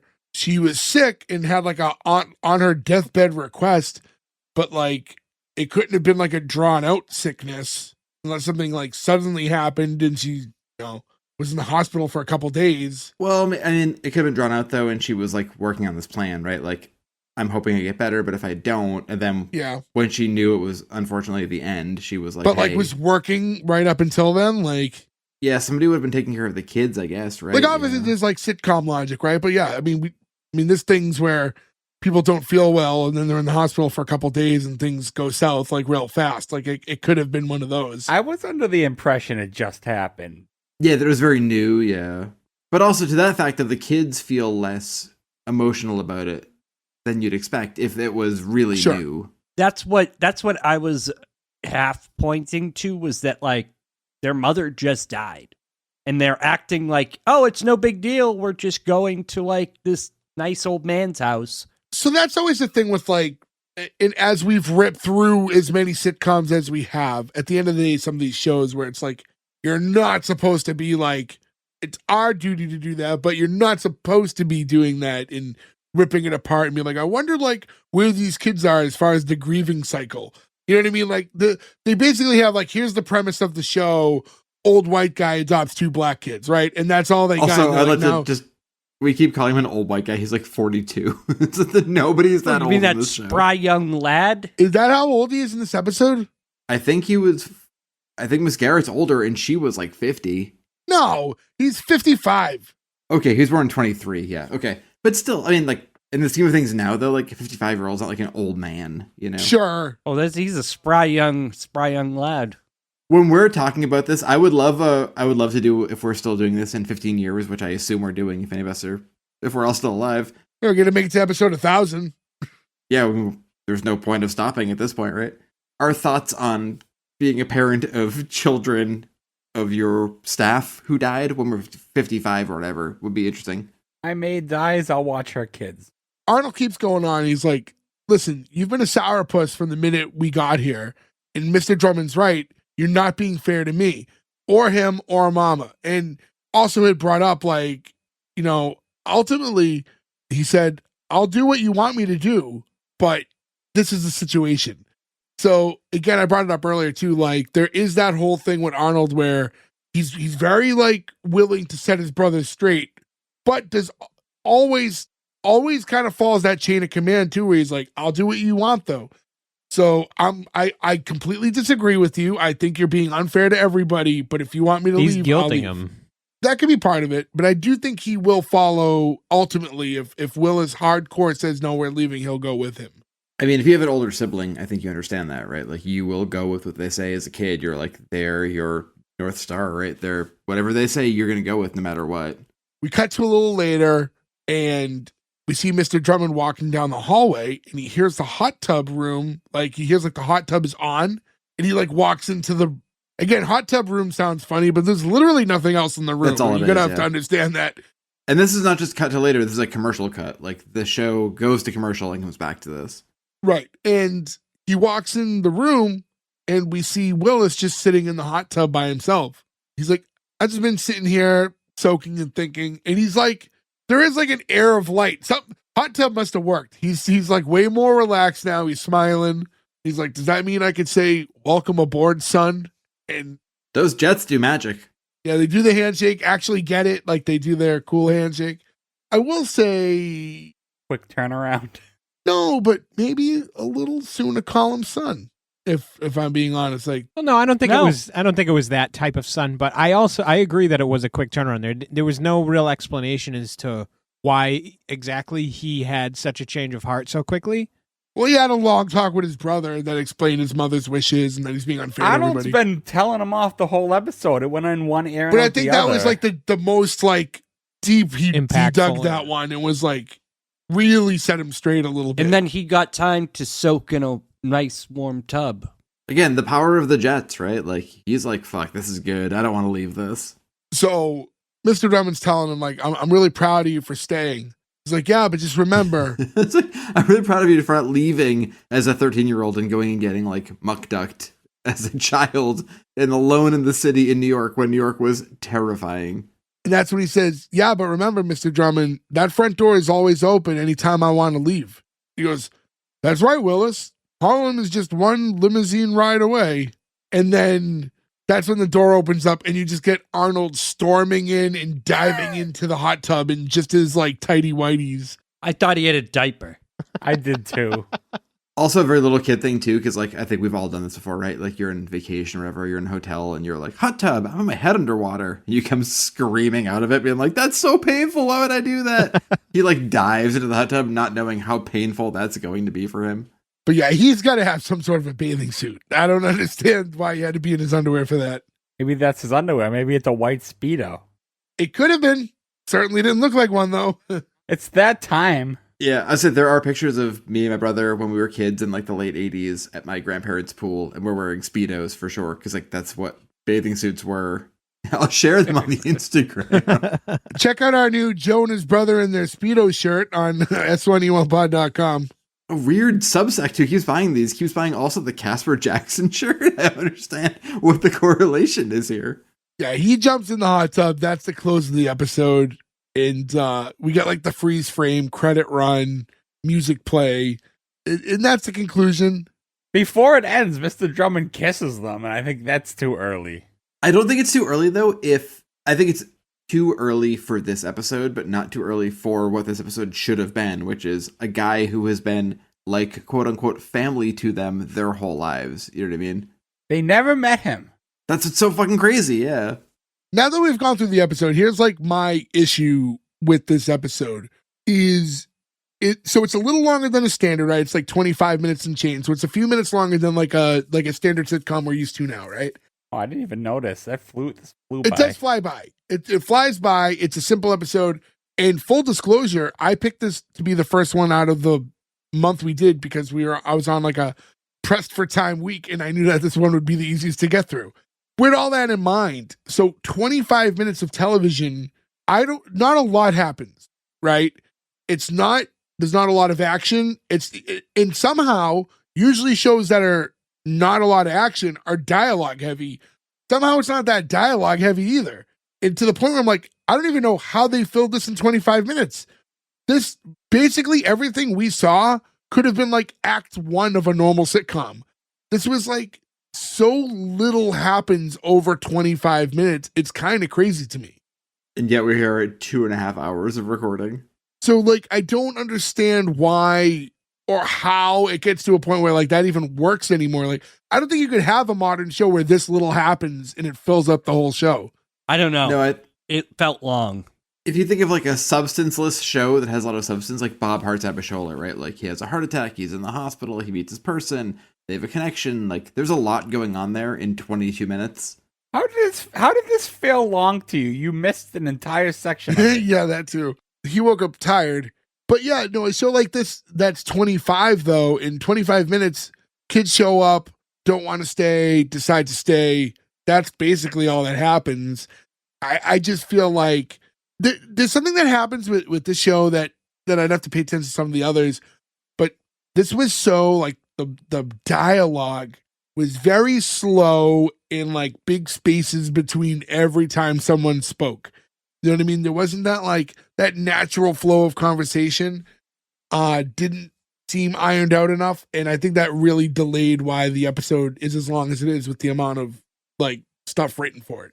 I mentioned earlier Punky Brewster when we were talking about the like very special episodes. This feels similar, like now Punky, like 10, 9, 8, 7, 6. Yeah, there's like just different gaps in dialogue back then that make it harder to like that gives it what 3 minutes. All those gaps give it 3 minutes of content, which is pretty crazy. Yeah, I'm sure you could like cut this episode way down, same exact dialogue, and get it very easily to that 22 minutes. Do you guys think at any point in time, maybe like when we were in kindergarten, we were using glue sticks and the glue was made from the horse that came up on the elevator? Any of you eat glue? No, Joe sniffed it. I used to huff it, yeah. Wait, to be fair, Gordo, I've been in the room with me. He's huffed glue with me before, so like he can't get off that one that easy. Yeah, but people expect it of me. To be fair, every time I say something and everyone's like, what the fuck? I just played that out of the glue huffing I did when I was in sophomore year of high school. Ooh, nope, Casper, don't come in. So yeah, with all that in mind, I mean, I don't know if there's much else to say. I mean, again, iconic show, long run. Funny to look back though, because it's one of those shows where as long as of a run as it had, and even though it has one of the most iconic lines in television, this isn't one of those shows that I think like most people, like if you picked, other than like the very special episode, like I don't think a lot of people remember a lot about the show. No, just Gary Coleman. What you talking about? Yeah, Willis? just there's not. How many episodes was this, Jay? This went like a number of years. This is like on two different networks too. Yeah, this was 8 seasons and 189 episodes. This was one that was on TV Land a lot. When TV Land first came out, they played a lot of Diff'rent Strokes. Well, you know what's funny too is even shows that we didn't necessarily watch a lot of, there's that like one episode that sticks out to you, right? There's always like, oh, I remember this episode happening. I do not have this with this show, and we talked about it before you got here. The bike diddler one is the one we all remember. That's the big one, yeah. Yeah, he owns a bike shop, right? I don't remember seeing that one. I remember just like hearing about it because everybody talks. Yeah, about I think it. I remember seeing clips now about it. Yeah, more than it like sticking with my brain. Yeah, I think now though, an interesting thing about this is if you use Stranger Things as a like parallel of a show about very young kids. And then it goes on so long that you're like, this is weird now. We're like 11 just got married in real life, right? And like they're like, last season, you're like, this has gone on too long. If you were a tiny child and now you're getting married and it's like public and it's weirdly Bon well, don't Jovi's forget kid. they got messed up by COVID. Like they had to take Sure. a huge break. So, but that doesn't explain They the took huge breaks every season, not just COVID. But like that's the weird thing with this show too, right? We watch a show like this, and we watch a lot of them too. I mean, if you think of, we mentioned Full House, right? A lot of these shows where like you watch these children grow up, and then it's weird. Yeah. You didn't have to worry about that with this show though, because Arnold was tiny. That is an odd thing, yeah. Where like he never, because of his kidney problems, he never like grew. He got older, but he never got any bigger. Kind of an odd thing. They never needed to introduce a cousin Oliver. There was like what 4 maids, I think, because they would just like run through them. Like when Mrs. Garrett got spun off into Facts of Life, I think there was like 2 or 3 more people who took her spot, and it wasn't Joe. So with all that in mind, I think it's time to get into the green light or cancel. I will go in the order I see you guys in. Joe, starting with you. This one's really tough for me because I love it and it feels like a classic sitcom, but it's also, as we dig through it, not very good. And there's so many questions. I feel strange. We really picked apart this episode, especially thinking that like we came into this being like, this is going to take 20 minutes to cover because it's one note. And I guess just based on white guy comes in and saves inner city black kids, I have to say that's too weird and it's a soft cancel. But it is a classic show. Look, this isn't bad. It's not great, but I'm not going to continually watch this the way I would watch other shows.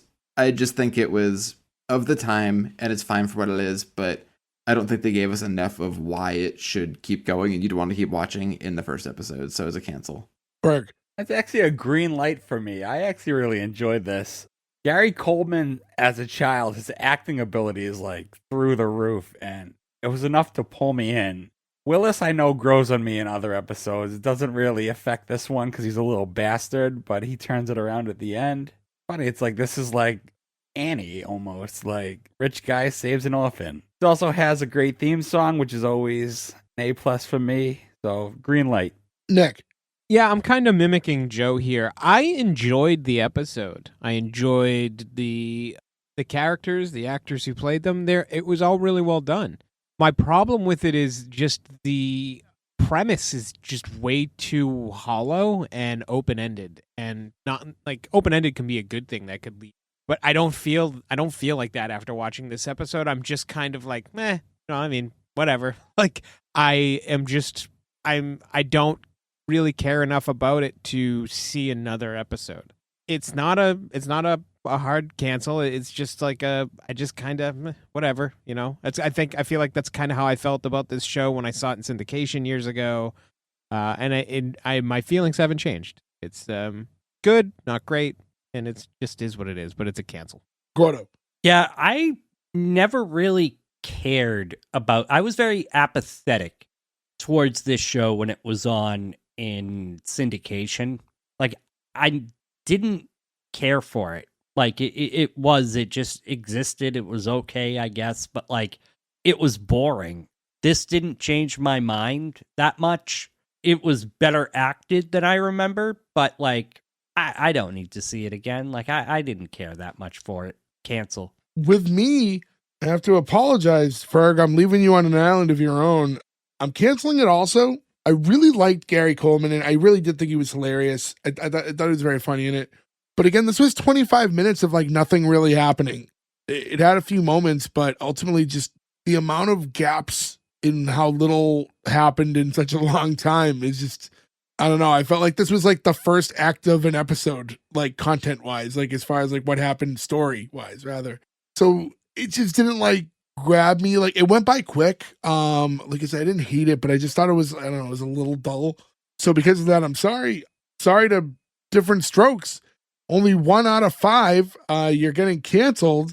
I've been the only one to cancel a show before. I don't think I've been the only one to green light one ever. I'd have to check. Well, I'll check. There might be one. But sorry, Diff'rent Strokes. You're getting the cancel from us. I want to thank all of you guys for listening. Go to S1E1pod.com. That's where you can find the links to everywhere where you can subscribe to us, our merch page, all our social medias. Hit us up, follow us, talk to us. We like talking to you guys. Again, thank you to Grover for picking this one. Don't take it personal that we canceled the show. I do like Diff'rent Strokes. I got you, Grover. But yeah, until next week, we'll catch you again another week of January, week 2 next week. But in general, next week, new episode. Catch you then. Thank you. Goodbye. There you have the best tap dancing Mrs. Garrison. Oh, girl. Who wants to pound my Who wants man? to pound my man?